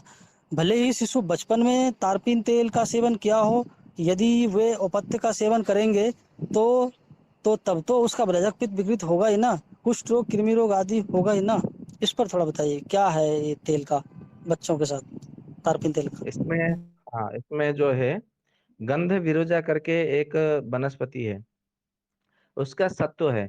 ये गंध विरोजा का जो सत्व है उसे गंध विरोजा सत्व या विरोजा सत्व, गंध सत्व आदि के नाम से इसको आयुर्वेद में वर्णन है। परंतु आजकल की भाषा में इसको तारपीन तेल के नाम से जाना जाता है। यदि आप किसी पंसारी के वहां पे जाएंगे तो और बोलेंगे कि मुझे गंध विरोजा का सत्व दीजिए, तो बोलेगा ऐसा कुछ आता नहीं है, चल जा। मतलब उसके पास में तारपीन तेल मतलब रखा होगा, फिर भी वो बोल देगा कि नहीं ऐसा कुछ आता नहीं है, चल जा। ऐसा मतलब सीधा मतलब बोल देगा, भेज देगा आपको। परंतु आप बोलेगा अच्छा भैया आपके पास तारपीन तेल है क्या, बोले हाँ है, कितना चाहिए, वो ऐसा आपको बताएगा। और आप बोलेंगे कि नहीं ये तारपीन तेल ही मतलब गंध विरोजा सत्य है, तो बोलेगा चल जा जा, मुझे मत सिखा। मतलब मैंने कई मतलब मैंने ऐसा देखा है कि मतलब ऐसा मतलब वो एक एक तरह से अलग से जो है वहां पे ये बात बनेगी। तो ये गंध विरोजा का जो सत्य होता है, ये भ्राजव पित्त को कभी भी विकृत होने नहीं देता, ऐसा ग्रंथकारों ने कहा है। तो हमने भी मतलब उसी बात को यहाँ पे बताया है। और ये कैसे विकृत नहीं होता, आप तो इतना समझ गए कि मतलब उसमें चर्म का रोग नहीं होने देगा, या तो कुष्ठ रोग होने नहीं देगा, या तो कृमि नहीं होने देगा, ये तो सब सबको समझ में आएगा। चलो ये रोग को पूरी तरह से नष्ट कर देता है, ये तो समझ में आता है। परंतु भ्राजक पित्त को ये कैसे नष्ट, मतलब भ्राजक पित्त को नष्ट नहीं होने देता, इसके ऊपर जो है हर किसी का उसमें निश्चित रूप से थोड़ा मतलब ये संशय रहेगा। तो उसको समझने के लिए हमें गंध विरोजा के विषय में जाना पड़ेगा। तो गंध विरोजा में कहा गया है, भाव प्रकाश निघंटु में देखिए, गुण रत्न माला में देखिए, भाव मिश्र ये प्रकृति गण, या तो फिर आप देखेंगे इसमें केयदेव नहीं केयदेव निघंटु नहीं, राज निघंटु में देखिए, या तो फिर बृहत निघंटु रत्नाकर, नहीं उसमें भी नहीं है। राज निघंटु हो गया, भाव प्रकाश निघंटु हो गया, और एक ग्रंथ है गुण रत्नमाला हुआ, और बनौषधि चंद्रोदय करके है एक भंडारी जी ने, उनका भंडारी विशारद ऐसा कुछ उनका नाम है, 10 भागों में विभक्त किया गया। तो उसमें भी उन्होंने उसका रहस्य बताया हुआ है। ठीक है, उसका मैं रहस्य थोड़ा मैं भूल गया हूँ, परंतु ये विरोध गंध विरोजा के सत्य के प्रभाव से, मतलब ये पेड़ के प्रभाव से ही कारण ही मतलब ऐसा होता है, और इसमें कोई दूसरा कारण नहीं है। अच्छा अच्छा, एक चीज इसमें ये भी बताइए कि जब बचपन में हमें पिलाया, अब उसे तो एक दो बार ही पिलाना होता है ना, तो एक दो बार हाँ पिलाने से ही पूरे जीवन के लिए ऐसा कैसे ठीक हो जाता है, या कितने हाँ दिन पिलाना होता वो, हाँ उसका आप 1 सप्ताह तक भी मतलब पिला सकते हैं, उसमें कोई दिक्कत नहीं है, क्योंकि एक एक बूंद ही मतलब मात्रा में पिलाएंगे तो बहुत अच्छा परिणाम देता है। ठीक है, बाकी ऐसा कुछ नहीं है आप, परंतु उसमें ऐसा है कि क्यों काम करता है, तो उसका गंध विरोजा सत्य का ही मतलब उसमें होता है। बाकी हमें देखना पड़ेगा कि उसमें गंध विरोजा में क्या क्या लिखा था, क्योंकि अभी हमें याद नहीं है गंध विरोजा के सत्य के विषय में। वो काम करता है इतना हमें हमने याद रखा है, उसका रहस्य को हमने याद नहीं किया है, उसमें लिखा हुआ है, देखेंगे तो पता चल जाएगा। है? अर्थात कि ये सिद्ध हुआ कि जो गंध विरोजा है, जिसे तारपिन नाम से बोलते हैं, ये हुआ कि अगर भी हम्म। हम बचपन में बच्चों को ये 5-7 दिन हम पिला दें, तो ये इसका प्रभाव ऐसा होता है कि पूरे जीवन भर के लिए उनको ये स्वस्थ बना देता है इन चीज़ों में, भ्राजक पित्त जी जी को, जी किडनी रोगों में, कुष्ठों में, इन सब में इतना जी प्रभावशाली जी है ये। जी जी जी। अच्छा अच्छा अच्छा अच्छा, ठीक है। हाँ, अब जो प्रश्न है ये 212 नंबर व्याख्यान के भ्राजक पित्त से संबंधित है। कुछ प्रश्न बचे हैं इसमें। व्याख्यान सुनने में थोड़ी सी अस्पष्टता नहीं हुई थी, इसलिए पूछ रहा हूँ। ऐसा है कि भ्राजक पित्त विकृत होने से पूर्व सबसे पहले रक्त धातु विकृत होता है, फिर आपने कह दिया कि इसे इसके बाद रक्ताशय को ठीक करता है। आपने मैं तो व्यक्तिगत पूछ लिया था, लेकिन यहाँ पे श्रोतागण के लिए भी बता दीजिए, इसलिए मैं पूछ रहा हूँ। भ्राजक पित्त विकृत होने से पूर्व सबसे पहले रक्त धातु विकृत होता है, फिर आपने कह दिया कि इसे इसके बाद रक्ताशय अर्थात यकृत वो प्लीहा को ठीक करता है। या ठीक करता है कैसे होगा, रक्ताशय तो विकृत करता है ऐसा होगा, व्याख्यान में आपने ऐसा ही बोला। जी ये थोड़ा स्पष्ट कर दीजिए, उसमें, अच्छा रहेगा जब सुनेंगे तो। हाँ उसमें ऐसा है कि जब हम मतलब ये सत्र चलता है बराबर, तो बीच बीच में किसी का फोन आ जाता है। हमने सबको वहाँ कहा हुआ है कि शाम को 6 बजे बाद में या तो 7 बजे बाद में, रात के 11 बजे तक हमें कोई फोन नहीं करना। जब हम किसी को नंबर देते हैं या तो कोई किसी का फोन आता है तो हम बोलते हैं कि इतने समय से लेकर के इतने समय तक हमें फोन नहीं करना। फिर भी कुछ लोग होते हैं कि उतने समय में हमें फोन करते रहते हैं, तो यहाँ से फिर हमारा कनेक्शन कट जाता है, हम फोन काट देते हैं, फिर भी कनेक्शन टावर कट जाता है, फिर उसको टावर आने में थोड़ा समय लग जाता है बराबर। फिर जब हम जुड़ते हैं तो हमारा मतलब हम मतलब उसमें थोड़ा भाषा त्रुटि हो जाती है, यही मतलब हुआ है। तो वहां पे जो ठीक कर देता है बोला है ना, तो वहां पे ठीक नहीं करता है, वो विकृत करता है। ये मतलब समझना चाहिए ऐसा, इस प्रकार से। ठीक है, ठीक है, ठीक है भाई जी। एक जी। प्रश्न है कि क्षारीय द्रव्य भ्राजक पित्त को कैसे विकृत करता है? क्या इससे वायु बढ़ता है? क्षारीय पदार्थ में कौन कौन सा रस होता है? क्षारीय द्रव्य वातवर्धक है या पित्तवर्धक या कफवर्धक? क्षारीय में सबसे पहले आता है कटु, उसके बाद में आता है हमारा तिक्त, उसके बाद में आता है हमारा लवण। कटु, तिक्त, लवण, ये तीनों द्रव्य को जो है क्षारीय द्रव्य कहा जाता है। तो आप इसमें देखेंगे जो अधिक मात्रा में क्षारीय द्रव्य यानी कि कटु, तिक्त, लवण का सेवन करते हैं, या तो किसी किसी ग्रंथ में कटु अम्ल लवण को क्षारीय माना गया है, परंतु अम्ल से अम्लता बनती है, ऐसा भी हमने देखा है प्रत्यक्ष रूप से। चरक सुश्रुत में, चरक संहिता विमान स्थान में तो कटु अम्ल लवण को क्षारीय द्रव्य नहीं कहा है, कटु तिक्त लवण को क्षारीय द्रव्य कहा है। परंतु आजकल के जो कुछ कुछ जो ग्रंथ देखने को मिलते हैं, जो आजकल जो नव्य चिकित्सा सिद्धांत या तो विज्ञान, हमने उसमें भी पढ़ा है। क्योंकि हम दोनों बातें इसलिए बताते हैं, जो आजकल के पढ़ते हैं तो बोले अरे सत्यवान ने बताया कि कटु अम्ल लवण, इसमें तो कटु तिक्त लवण लिखा है। तो ये बाद में कोई द्वंद्व न उपजे, मतलब द्वंद्व उत्पन्न न हो, इसलिए हम दोनों बातों को आपके समक्ष जो है बताते हैं। तो वास्तव में कटु मतलब लवण ही होना चाहिए। परंतु आजकल के जो वैद्य है, जो एमडी डॉक्टर है, जो बीएमएस जो पढ़ाते हैं, वहां पे उन्होंने कटु तिक्त लवण को भी माना है कि एक क्षारीय होता है। तो कटु अम्ल लवण अधिक मात्रा में सेवन करने से हमारे शरीर में क्या होता है, पित्त बढ़ जाती है। और अधिक मात्रा में पित्त बढ़ जाती है तो क्या होता है कि हमारे जो रक्त धातु होती है, ये हमारे यकृत और प्लीहा, वृकक और अग्न्याशय, ये चारों को सबसे पहले धीरे धीरे धीरे धीरे विकृत करती है। यानी कि यकृत, प्लीहा, वृकक, पित्ताशय, पित्तकोष, ये 5 अवयवों को विकृत करने लगता है धीरे धीरे। फिर उसके बाद में जो है हमारा इनके माध्यम से रक्ताशय, रक्त धरकला, फिर रक्ताशय और रक्त धातु, इस प्रकार से विकृत होकर के समार मतलब हमारे पूरे शरीर को वो विकृत करने लगता है। ये उसका आशय है, यानी कि उसका रहस्य है। अच्छा, जो आपने अभी 2 कंडीशन दिया क्षारीय द्रव्य को मानने का, तो सबसे ऋषि प्रमाण, आर्ष प्रमाण किसको माने क्षार में? कटु तिक्त लवण या कटु अम्ल लवण, किसको श्रेष्ठ माने? सरल संहिता के विमानुसार में कटु अम्ल लवण को माना है। तो आपने मेरे, कहा लवण। यदि आप कटु अम्ल लवण, यदि आप सत्यवान के व्यक्तिगत रूप विचार से मतलब पूछेंगे, तो सत्यवान का विचार यही होगा, राय मत यही होगा कि कटु अम्ल लवण है, क्योंकि चरक जी ने विमान स्थान में उसी को बताया है। परंतु आजकल के जो नव्य चिकित्सा यानी कि जो नवीनतम जो चिकित्सा पद्धति, जो ग्रंथ लिखे जा रहे हैं, जिनको मतलब पूरी तरह से वो आर्ष ग्रंथ नहीं मान सकते हम। जो जैसे मान लीजिए आप है दीपो भाई, आप मतलब पूरी तरह से आपके जीवन में चिकित्सा किए किए, फिर आपको मतलब लगा कि नहीं, मेरा जो जितना अनुभव है, मुझे एक ग्रंथ की रचना करनी चाहिए, तो आपने एक ग्रंथ की रचना कर डाली। तो इसे नव्य चिकित्सा विज्ञान के आधार पर हम देख सकते हैं। अच्छा, तो आज यहाँ पे तिक्त जो ये लोग मान रहा है, तो तिक्त तो पित्तवर्धक है नहीं, तो तिक्त वातवर्धक है ना, हाँ। वायुवर्धक है। अच्छा, इसलिए इन्होंने मान लिया कि वायु बढ़ेगा तो सखा है तो पित्त को बढ़ा देगा, इस आधार पर इन्होंने मान लिया होगा। जी जी जी। लेकिन हम ऐसा नहीं कर सकते, जब ये कंडीशन सही है तो हम चारों को मान लें एक साथ, कटु, लवण, तिक्त, अम्ल चारों मान लें, तो ये गलत फिर क्या होगा? नहीं आ रही है, जी भाई जी, आपकी आवाज नहीं आ रही है। मैं ये बोला कि अगर यदि हम चारों को एक साथ मान लें कि ये ऐसा है, तो इसमें क्या दिक्कत है क्षार्य में? नहीं, कोई दिक्कत नहीं है, मान सकते हैं, मानने में क्या दिक्कत है। नहीं तो हमें ये सही रहेगा मानना या गलत रहेगा? हमें नहीं लगता कि मानना चाहिए, क्योंकि जब हम आर्ष अच्छा, ग्रंथ को, ऋषि को, ग्रंथ को मानते हैं, तो चरक अच्छा। संहिता में जो बात नहीं लिखी गई तो हमें नहीं मानना चाहिए, हमारा ऐसा विचार है। जी, सही, सत्य, सत्य। जी। एक बार आपने कहा, ठीक है, अम्ल और कटु को एक साथ रात्रि में लेने से जल्दी भ्राजक पित्त विकृत होता है, तो दिन में लेने से जल्दी क्यों नहीं होगा? दोनों को बातचीत कफ के आधार पर थोड़ा समझाएं।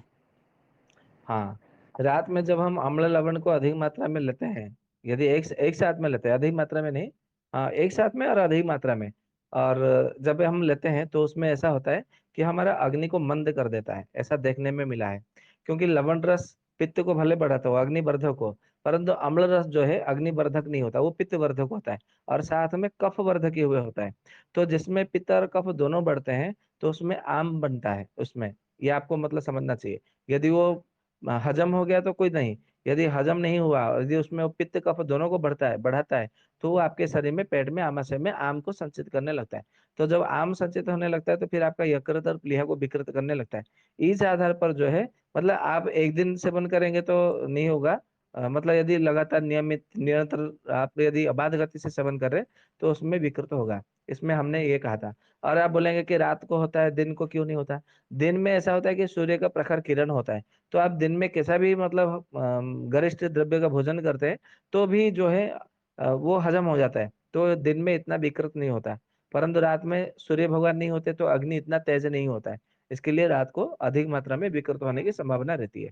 यही उसका रहस्य है। अर्थात आपने यहाँ पे अम्ल को गुरुत्व दिया, कटु का रात में फिर कफ वर्धक तो कटु नहीं होगा, कटु चीज रात में लेंगे तो। जी नहीं होगा। आपने तो कटु दोनों साथ बोला है ना आपने, जैसे आपने अम्ल में कहा, अम्ल तो अग्निवर्धक नहीं है, पित्तवर्धक है। तो रात में खाते तो कफ बढ़ाता है, तो कफ से आम बनेगा। आम जब बनता है तो यकृत पीलिया को विकृत करेगा। यकृत पीलिया में ये पित्त पित्त रहता है, तो पित्त हम्म, विकृत हो गया, ये तो समझ में आ गई। लेकिन फिर जी। ये कटु का क्या यहाँ पे रोल रहा, योगदान? तो कटु का भी ऐसा ही है। कटु आपका पित्त को बढ़ाता है तो अम्ल आपका पित्त कफ दोनों को बढ़ाता है। अच्छा, इसके लिए कटु डायरेक्ट बढ़ जाएगा, कटु डायरेक्ट पित्त को बढ़ा देगा रात में लेंगे तो। हाँ, परंतु अम्ल जो है पित्त और कफ दोनों को बढ़ाएगा। लेकिन रात में अगर यदि हम 9 बजे से पहले लें तो कफ का काल है, कटु लेंगे तो क्यों पित्त को बढ़ाएगा? तो वो तो कफ का काल में ले रहे हैं, कटु को क्यों बढ़ाएगा? हम आप 12 आप बजे लेंगे तब तो आप बढ़ाएगा। आप किसी भी समय में लीजिए, आप कोई भी आहार ग्रहण करते हैं तो उसका हम्म, सीधा जो है आपका अग्नि के साथ में संबंध रहता है। और अग्नि का सीधा संबंध जो है हमारा सूर्य देवता के साथ में संबंध रहता है। क्योंकि आयुर्वेद के अनुसार अच्छा अग्नि अग्नि पित्त तेज सूर्य, ये चारों को एक ही पर्यायवाची के आधार पर माना गया है। अच्छा, तो हम कटु मतलब रस को भी काल में लें तो वो पित्त ही बढ़ाएगा ज्यादा लेंगे तो। जी। अच्छा, तो कफ के काल में भी लेंगे तो उसका प्रभाव कम नहीं रहेगा? हाँ, ये सूर्यास्त के कैसे? बाद में क्या, सूर्यास्त के बाद में सूर्य दिखाई नहीं देता है तो अग्नि समान हो जाता है, अग्नि कम हो जाता है। तो अग्नि कम हो हम्म, जाता है तो फिर आप उसका कटु लीजिए, अम्ल लीजिए, लवण लीजिए, तो उससे कुछ नहीं होता, उससे सिद्धांत थोड़ा बदल जाती है। तो अच्छा ऐसा है। तो कटु जी। तो अग्नि वर्धक भी है, तो अग्नि नहीं बढ़ाएगा? सूर्य को तो ही उससे केवल देखें। साथ में अम्ल नहीं है। अच्छा ठीक है, साथ में अगर ये अकेले लें कटु को तो फिर कोई दिक्कत है? नहीं, अकेले लेंगे तो कोई दिक्कत नहीं है, हमने अकेले बताया ही नहीं है, हमने तो अच्छा बोला कि साथ अच्छा में अच्छा। लेने से होता है। ओहो, मैं अलग अलग समझने का प्रयास कर रहा हूँ क्योंकि आपसे प्रश्न ना करे तो विषय आता ही नहीं है। अच्छा, क्या बात है। इसलिए वो प्रश्न करना स्वाभाविक हो जाता है, तो इसलिए मैं पूछा ऐसा। ठीक है। कोई बात नहीं, कोई बात नहीं। अच्छा अच्छा। ठीक है, अगला है, दही व मछली एक साथ खाने से भ्राजक पित्त विकृत होता है, तो इसके विकृत होने से पूर्व क्या क्या विकृत होता होगा? ऐसा इसको ऐसे इसको ही सभी उदाहरणों इसको में सोचें, बताएं। इसको समझने के लिए आपको पाचक पित्त को तक आपको प्रतीक्षा करनी पड़ेगी, क्योंकि इसका अच्छा संबंध ठीक है। पाचक पित्त के साथ में संबंध है। ठीक ठीक। अगला है कि विकृत रूप से पंचकर्म चिकित्सा करने पर भ्राजक पित्त विकृत होने से पूर्व क्या क्या विकृत होता होगा? हाँ, जिनकी पंचकर्म संकर क्रिया उसे कहा जाता है, उसे संकर क्रिया। तो जहां जहां संकर क्रिया होती है वहां वहां आपकी कला और धातु उपधातु मल ये सब विकृत हो जाती है। ठीक है। तो जहां पर अच्छा कला अच्छा। विकृत हो गया, आशय भी विकृत होता है, ऐसा नहीं है। कला विकृत हो गया, आशय विकृत हुआ, धातु विकृत हुआ, धातु मल विकृत हुआ, उपधातु विकृत हो गया। उसके बाद में जो है आपका मानसिक स्थिति में धीरे धीरे परिवर्तन आने, जैसे कि मान लीजिए आप चल रहे हैं, आप आपके मतलब चल रहे एकदम मतलब प्रसन्नता से चल रहे हैं और आपके पैर में थोड़ा कांच से जो है थोड़ा पैर कट गया, तो भले आपका शरीर स्वस्थ है, भले आपके साथ में मतलब मित्र बंधु बांधव सब कुछ है, फिर भी आपको मतलब मन में थोड़ा कष्ट होगा कि नहीं होगा। जी जी अवश्य। अवश्य होगा ना। तो यही बात है कि जिनके मतलब शरीर में कला आशय धातु उपधातु धातु मल त्वचा ये जब मतलब धीरे धीरे विकृत होगा तो निस्संदेह उसके मन मानसिक जो स्थिति है वो भी विकृत होने लगेगी। इसके आधार पर जो है भ्राजक पित्त विकृत होता है। इस लक्षण पर। अच्छा अच्छा। एक है नवीन अन्न कफवर्धक है, इसलिए जो व्यक्ति इसे लगातार खाएगा तो कफ विकृत हो जाएगा, अर्थात कफ की दुष्टि हो जाएगी। तो इस कारण भ्राजक पित्त विकृत हो जाता है क्या? बिल- क्या इसका ये सिद्धांत है क्या है? ये सिद्धांत है कि जिसके शरीर में कफ अधिक मात्रा में विकृत बढ़ जाती है, तो उसके शरीर में अधिक मात्रा में खुजली होने लगती है। तो हम्म। खुजली होना भी ये भ्राजक पित्त का ही मतलब विकृति का स्वरूप है, लक्षण है। इसके लिए हमने वहां पे अनुभव के आधार पर कहा है। ये ग्रंथ में नहीं लिखा है, हमने उसमें कुछ कुछ बातें हमने अपने अनुभव के आधार पर भी बताया है। अच्छा, अब तक पहले भी आपसे सुना है कि आपने कहा कि जहाँ भी खुजली का लक्षण है वहाँ पे आपने बोलता है कि वो कफ बढ़ा हुआ है, कफ के कारण से। और मैंने एक दो जी शास्त्र में भी देखा, जब कफ का गुण पढ़ते हैं वहाँ पे खुजली का लक्षण आता है कि खुजली होता है, आपने भी ऐसा ही कहा। लेकिन अब ये यहाँ पे जोड़ रहे हैं आप भ्राजक पित्त को, तो अर्थात कहीं पे खुजली हो रहा है तो आप कफ के कारण बोले या भ्राजक पित्त के कारण से बोले? दोनों कह सकते हैं। तो त्वचा में जो कफ रहता होगा उसके कारण से बोलेंगे। जी। तो यहाँ कौन सा कफ रहता है त्वचा में? अभी कब तो पढ़ाई नहीं हुआ, यहाँ पे बोल दीजिए, श्रोतागण को काम आएगा। श्लेषक कफ। अच्छा, तो इसका मतलब खुजली श्लेष्मक कफ और भ्राजक पित्त के कारण से हो रहा है। जी। ठीक है, अच्छा, ठीक। एक है, क्या जब भी कोई व्यक्ति वातवर्धक, पित्तवर्धक, कफवर्धक आहार का सेवन बारंबार सेवन करेगा तो क्या उसके कारण भ्राजक पित्त अवश्य विकृत होगा? तीनों की निसंदेह। स्थिति। निसंदेह। अच्छा, ठीक है, आपने कहा भी था कि तीनों के कारण से भ्राजक पित्त विकृत हो सकता है। ठीक। जी। एक प्रश्न जी। है, आजकल बहुत ज्यादा देखा जाता है, इस पे किसी किसी को हंसी भी आएगी, तो सुनिएगा एक बार। ऐसा है भाई जी कि हाँ। भाई जी आजकल लोग, जैसे कोई किसी कॉल सेंटर पर काम करता है, कोई ऑफिस में, कोई हॉस्पिटल आदि, जो भी कोई संस्थान होता है, उसमें जो काम करने वाले लोग, कर्मचारी आदि जो होते हैं, वो सुंदर बोलने के लिए मुंह को टेढ़ा करके बोलते हैं, स्टाइल में बोलते हैं। तो इसके कारण क्या भ्राजक पित्त विकृत होता है? बिल्कुल होता है, इसमें कोई संदेह की अवकाश नहीं। अच्छा, थोड़ा इसको समझाइए थोड़ा, क्योंकि कहीं भी जाता हूँ सब लोग आजकल बड़े स्टाइल में बोलते हैं, मुंह को टेढ़ा करेगा साउंड को अच्छा निकालने के लिए, जब लेक्चर जी भाषण जी देगा। तो ये क्या है, इसके थोड़ा समझाइए इसको। जी। केवल आप कॉल सेंटर की बात कर रहे हैं। मैं आपको बता दूं, जितने सारे जो कथा प्रवचक है, कथाकार है, या तो कोई भाषण दे रहा है, जितने सारे मोटिवेशनल स्पीकर है, आजकल तो बहुत सारे ऐसे मिल जाएंगे। तो एक जगह पे खड़े होकर के वो नहीं बोल पाएंगे। यदि वो बैठ करके बोलेंगे ना, तो ऐसे हाथ पैरों को मतलब हिलाते हुए, अपने कमर को हिलाते हुए, जैसे नाच कर रहे हो कोई, अपने मतलब क्या बोलते हैं, आंखों की जो भ्रुलता होती है, भ्रू, भौं, उसको मतलब लचकाते हुए, हिलाते हुए, वो एक प्रकार से अभिनय करते हुए, जैसे वो कोई अभिनय हो, अभिनेता हो, इस प्रकार से जो है वो कथा को प्रस्तुत करते हैं, या तो वाणी को मतलब उपस्थापना करते हैं। तो उसमें जो है सबसे पहले भ्राजापित्त कैसे विकृत है, उसका उदाहरण देता हूँ। उदाहरण क्या मतलब, उसका रहस्य बताता हूँ। सबसे पहले जिनके भीतर वात पित्त कफ तीनों दोष विकृत हो गया, उसके बाद में जिनका स्नायु दुर्बल होने लगे। स्नायु दुर्बल का अर्थ ये नहीं कि किसी को मतलब वो मतलब ये स्नायुगत दुर्बलता आ गई तो वो गिर के गिर जाएगा, या तो चल नहीं पाएगा, उसका मतलब अंग टेढ़ा मेढ़ा हो जाएगा, ऐसा नहीं है। स्नायुगत दुर्बलता मतलब आती है, या तो स्नायु जब मतलब विकृत होने लगती है, तो उसमें ऐसा होता है कि उसके हाथ पैर जो है ना, कभी स्थिर नहीं रहते। आप लोगों ने देखा होगा कोई कोई ऐसे लोग जो कि मतलब आपसे बात कर रहे रहेंगे, लेकिन पैरों को हिलाते हुए बात करेंगे। कोई कोई लोग ऐसे मतलब होंगे, हमने देखा है कि बात करते रहेंगे, बीच बीच में ऐसा कंधे को ऊपर उठाते रहेंगे, मतलब हिलाते हुए।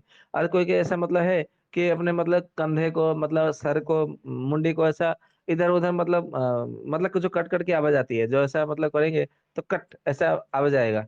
मतलब क्या बोलते हैं उसको, संस्कृत में उसको अंगमर्द ऐसा कहते हैं। मतलब अंगों को मतलब मोड़ना, या तो अंगड़ाई लेना, ऐसा हम कह सकते हैं। तो ये लक्षण आपको देखने को मिलेगा।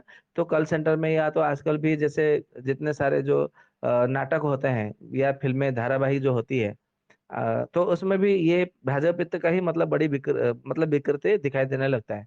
और एक मतलब मजे की बात है, पुष्पा करके एक फिल्म आया था, मूवी, आप लोगों ने सबने उसका देखा होगा। फिर मतलब टीवी में धारावाहिकों के बीच बीच में उसका प्रचार आता था, या तो मोबाइल में भी आता था, बड़े बड़े अखबारों में भी आता था, सब लोग बोलते थे पुष्पा मतलब झुकेगा नहीं साला, ऐसा मतलब वो डायलॉग है।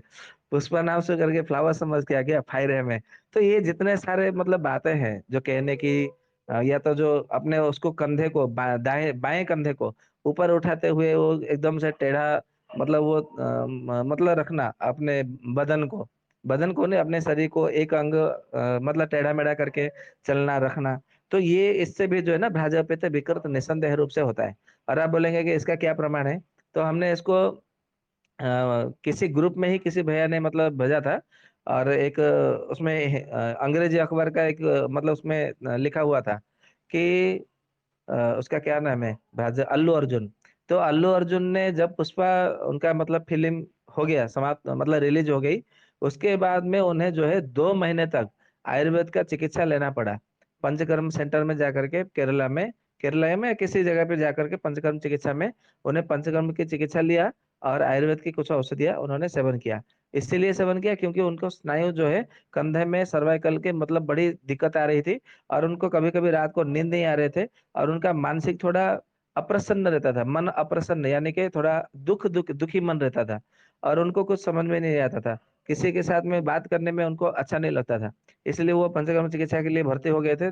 1-2 महीने ऐसा कुछ हुए थे। मतलब पूरी तरह से तो हमने मतलब पढ़ा नहीं, परंतु इतना पढ़ा कि अल्लू अर्जुन जो है बड़े बड़े अभिनेता आजकल आयुर्वेद के चिकित्सा को बड़ा महत्व देते हैं, उसमें उसका मतलब मुख्य वार्ता उसमें था। तो इस प्रकार से है। तो जितने सारे हम अपने अंगों प्रत्यंगों को विकृत करते हुए बातें करते हैं या तो कुछ अभिनय करते हैं, प्रदर्शन करते हैं, तो हमारा भाजपा पित्त निश्चित रूप से विकृत होता है। तो भाजपा पित्त विकृत होता है तो हमारा मर्म, अस्थियां, शिराएं, स्नायु सब मतलब विकृत होता है, धातुएं भी विकृत हो जाती है, इसमें कोई संदेह नहीं है।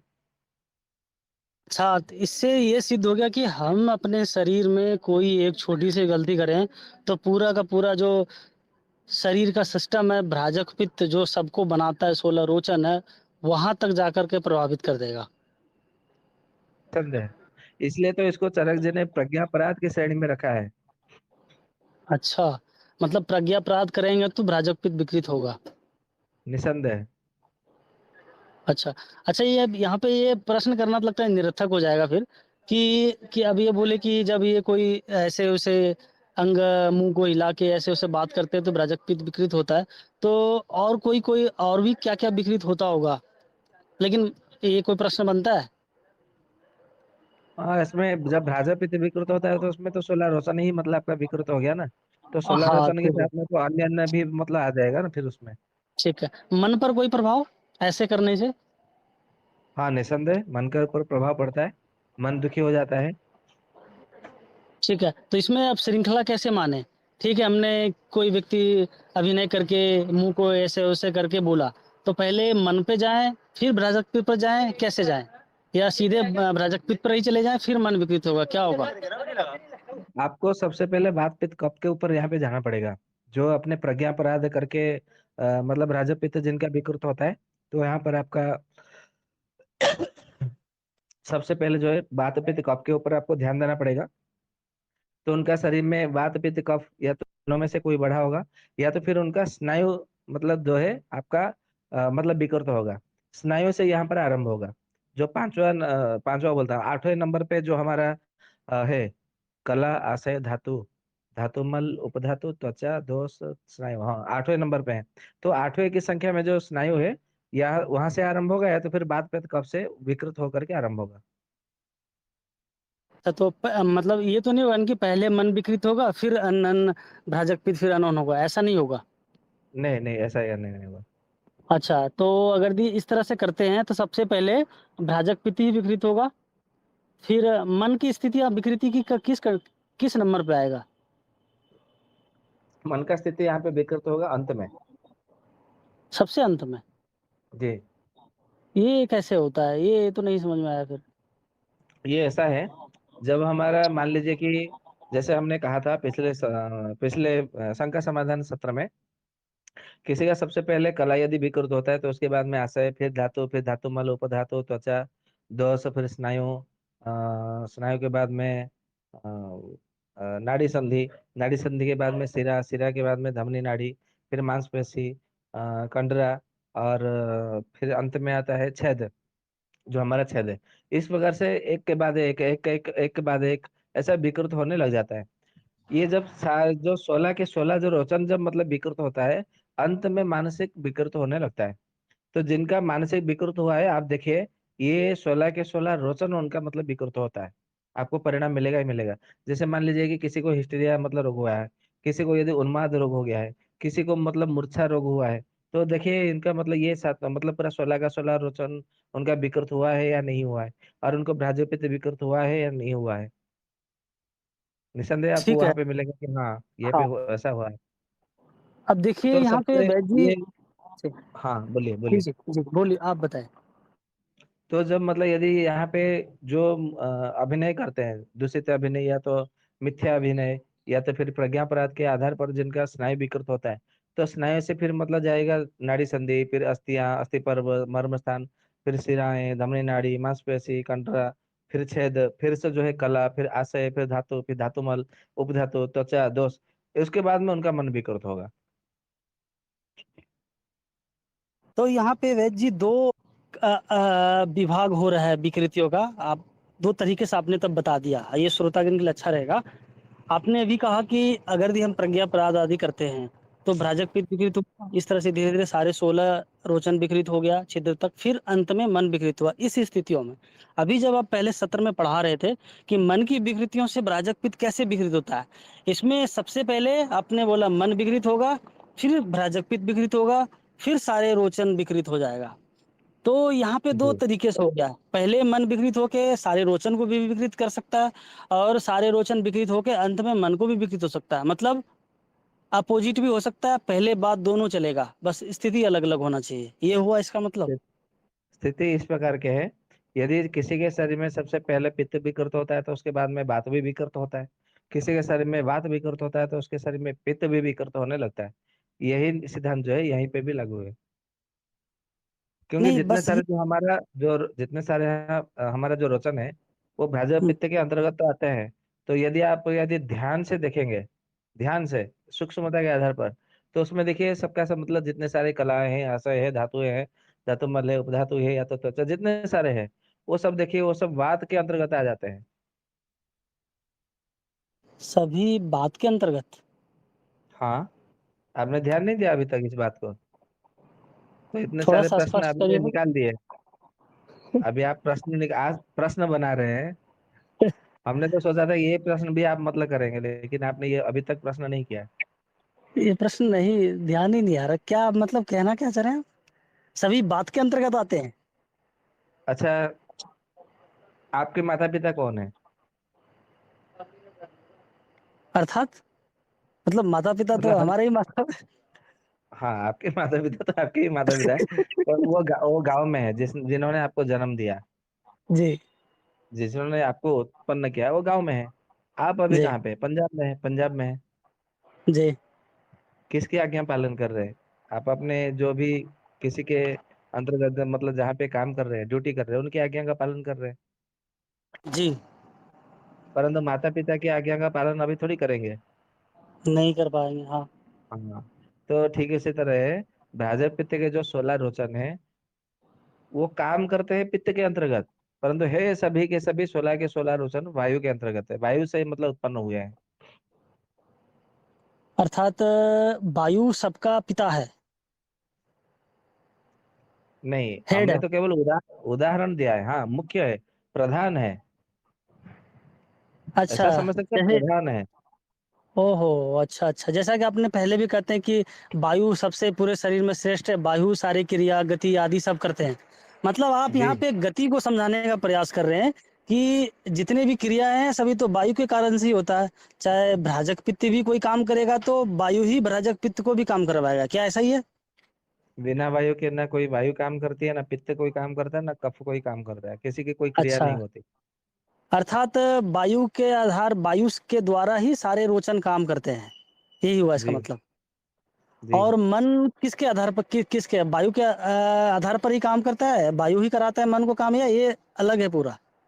वायु के आधार पर, क्या? वायु के आधार पर ही मन अधिक मात्रा में काम करता है।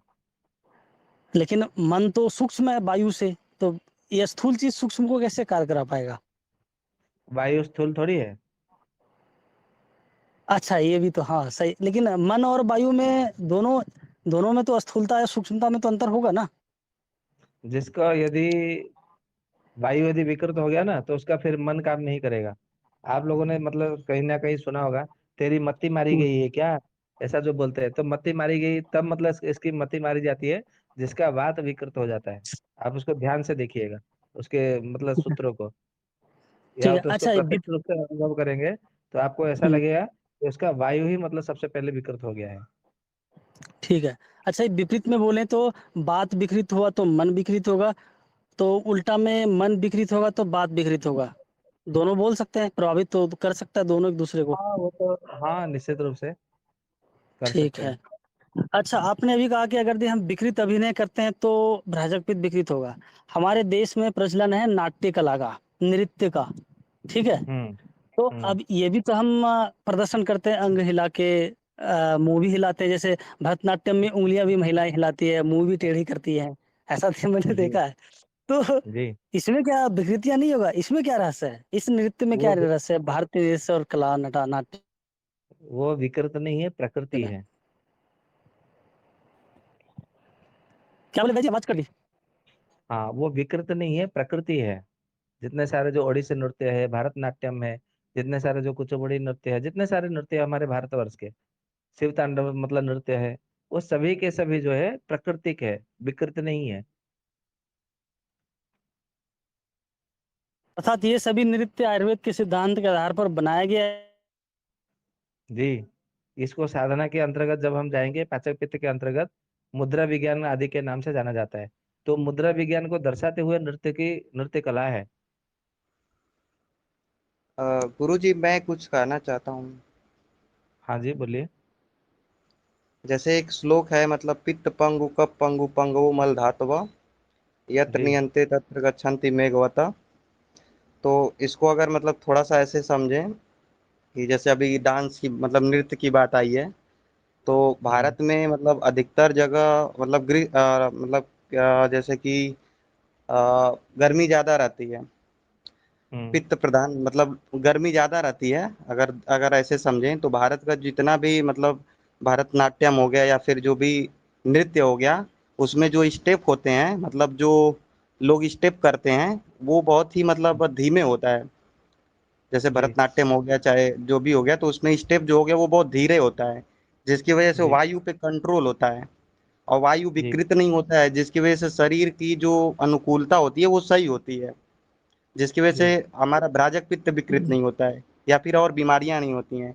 लेकिन अभी जो डांस चल रहा है जिसमें बॉडी को अलग तरीके से स्पीड देना या अलग तरीके से स्टेप देना, तो वहाँ पे वायु विकृत होगा। वायु विकृत होगा तो वो पित्त को विकृत करेगा और बॉडी में भ्राजक पित्त को विकृत करेगा। तो इसको ऐसे समझ सकते हैं। बिल्कुल समझ सकते हैं। जी जी, बस यही क्लियर करना था। आपने वहां धन्यवाद पे एक गुरु। शब्द को छोड़ दिया, बताइए गुरु जी। वायु नाम। हाँ हाँ हाँ हाँ, ये छूट गया था। यही मुख्य शब्द है वहां का। वायु नाम शब्द के बिना उस श्लोक ही अधूरा हो गया। मतलब ये मैंने पढ़ा था तो एग्जैक्ट मुझे याद नहीं आ रहा था, तो जी। यही था। ओके, धन्यवाद गुरु जी। जी। जी राम राम। बेची राम राम। जी राम राम।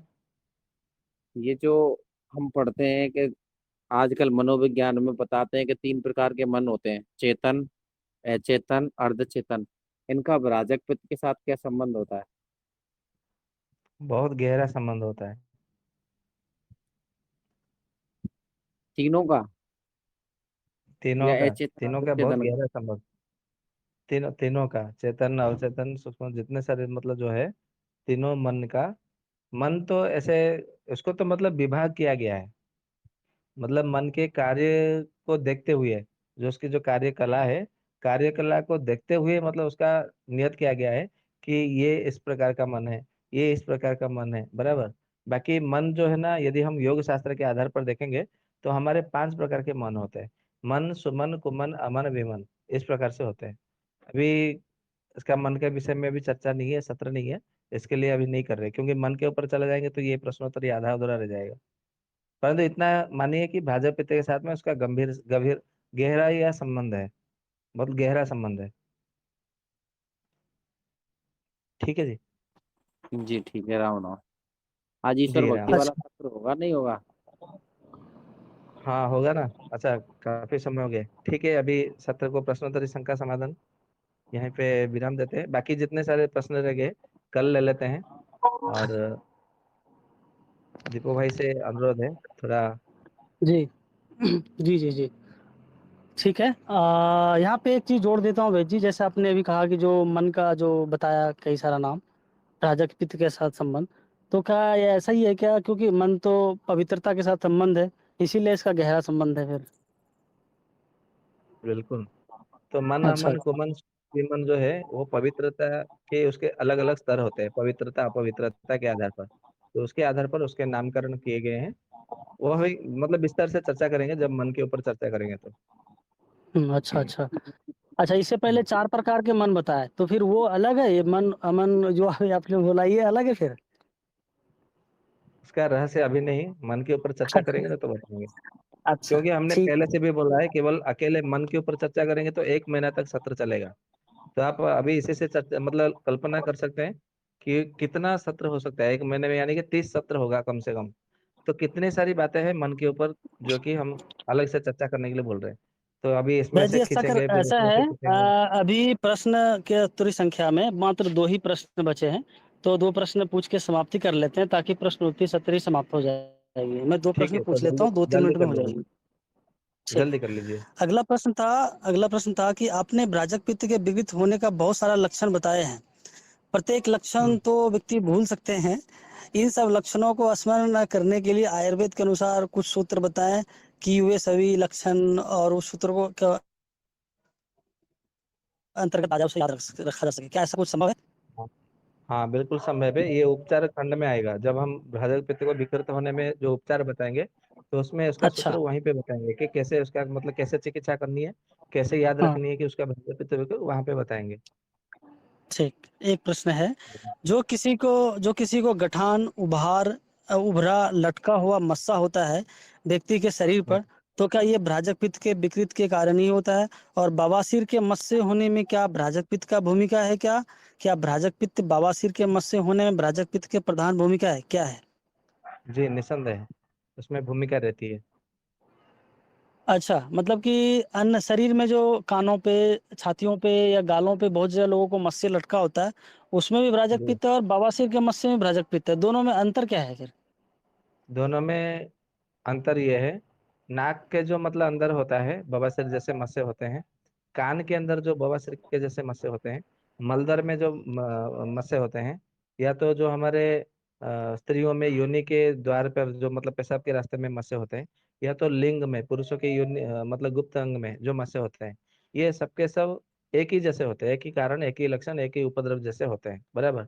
बाकी जो अन्य अन्य कहीं पे भी जैसे लाइपोमा या तो ब्रेन ट्यूमर ऐसा जो कहा गया, ये सब भ्राजक पित्त के निम्न स्तर वाले मतलब प्रारंभिक स्थिति विकृत है, अधिक मतलब विकृत नहीं हुआ है। परंतु ये जो बवासीर भगंदर ये सब जो होता है वो अधिक स्तर मतलब विकृत हुआ है, ऐसा माना जाता है। अर्थात जो इसका गठ इसका इसका है ना, हम उपचार जी। उपचार बताते समय इसका विस्तार से चर्चा करेंगे वहां पे। अच्छा अच्छा अच्छा, ठीक है। ठीक है जी। ठीक है। जी राम ठीक राम। है प्रश्न। ठीक। एक दो प्रश्न मैं और कर लेता हूँ। अच्छा, अभी बाकी प्रश्न कल कर लीजिए ना। जी ठीक है। ठीक है, आप शांति पाठ कर लीजिएगा। मैं थोड़ा 10 मिनट का ब्रेक लेके मैं तुरंत जुड़ता हूँ। और परमात्मा से प्रार्थना है आप सभी स्वस्थ रहे, मस्त रहे। कृपया आप शांति पाठ करके इसको समापन करिएगा, मैं लेफ्ट हो जाता हूँ। ठीक है जी। धन्यवाद आप सभी का। राम राम, शुभ रात्रि। मैं 10 मिनट जी के 10 मिनट के अंदर ही मैं ईश्वर भक्ति चर्चा में मैं जुड़ता हूँ। जी। ऐसा है, धन्यवाद वैद्य जी का आज के सत्र के लिए, और सभी श्रोतागण का भी। ऐसा है कि जब सत्र के आरंभ में भाई श्री अरुण आर्य जी बोल रहे थे, तो जो दिनांक संभवतः भाई जी अरुण जी 22 अगस्त बोल दिए थे, परंतु जो आज का जो व्याख्यान का होने की जो तिथि है, वो तिथि है 12 अगस्त 2023, शनिवार का दिन है। और व्याख्यान संख्या तो भाई अरुण जी बता दिए थे, वो है व्याख्यान संख्या 217। और भ्राजक पित्त का जो भाग है, भाग 22 है। और ये जो शंका समाधान भ्राजक पित्त विषयक शंका समाधान ये सत्र था। तो बहुत बहुत आभार वैद्य जी का और आप सभी श्रोतागण का भी। और इसी तरह जुड़िए, समझिए, प्रश्नोत्तरी को समझिएगा। यही निवेदन और प्रार्थना है आप सभी से, ताकि हम सभी विषयों को समझ सकें। तो क्या अरुण जी हैं?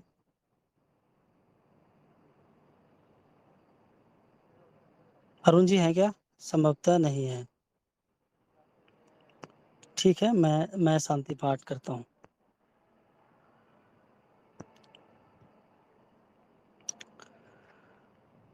ॐ द्यौः शान्तिरन्तरिक्षं शान्तिः पृथिवी शान्तिरापः शान्तिरोषधयः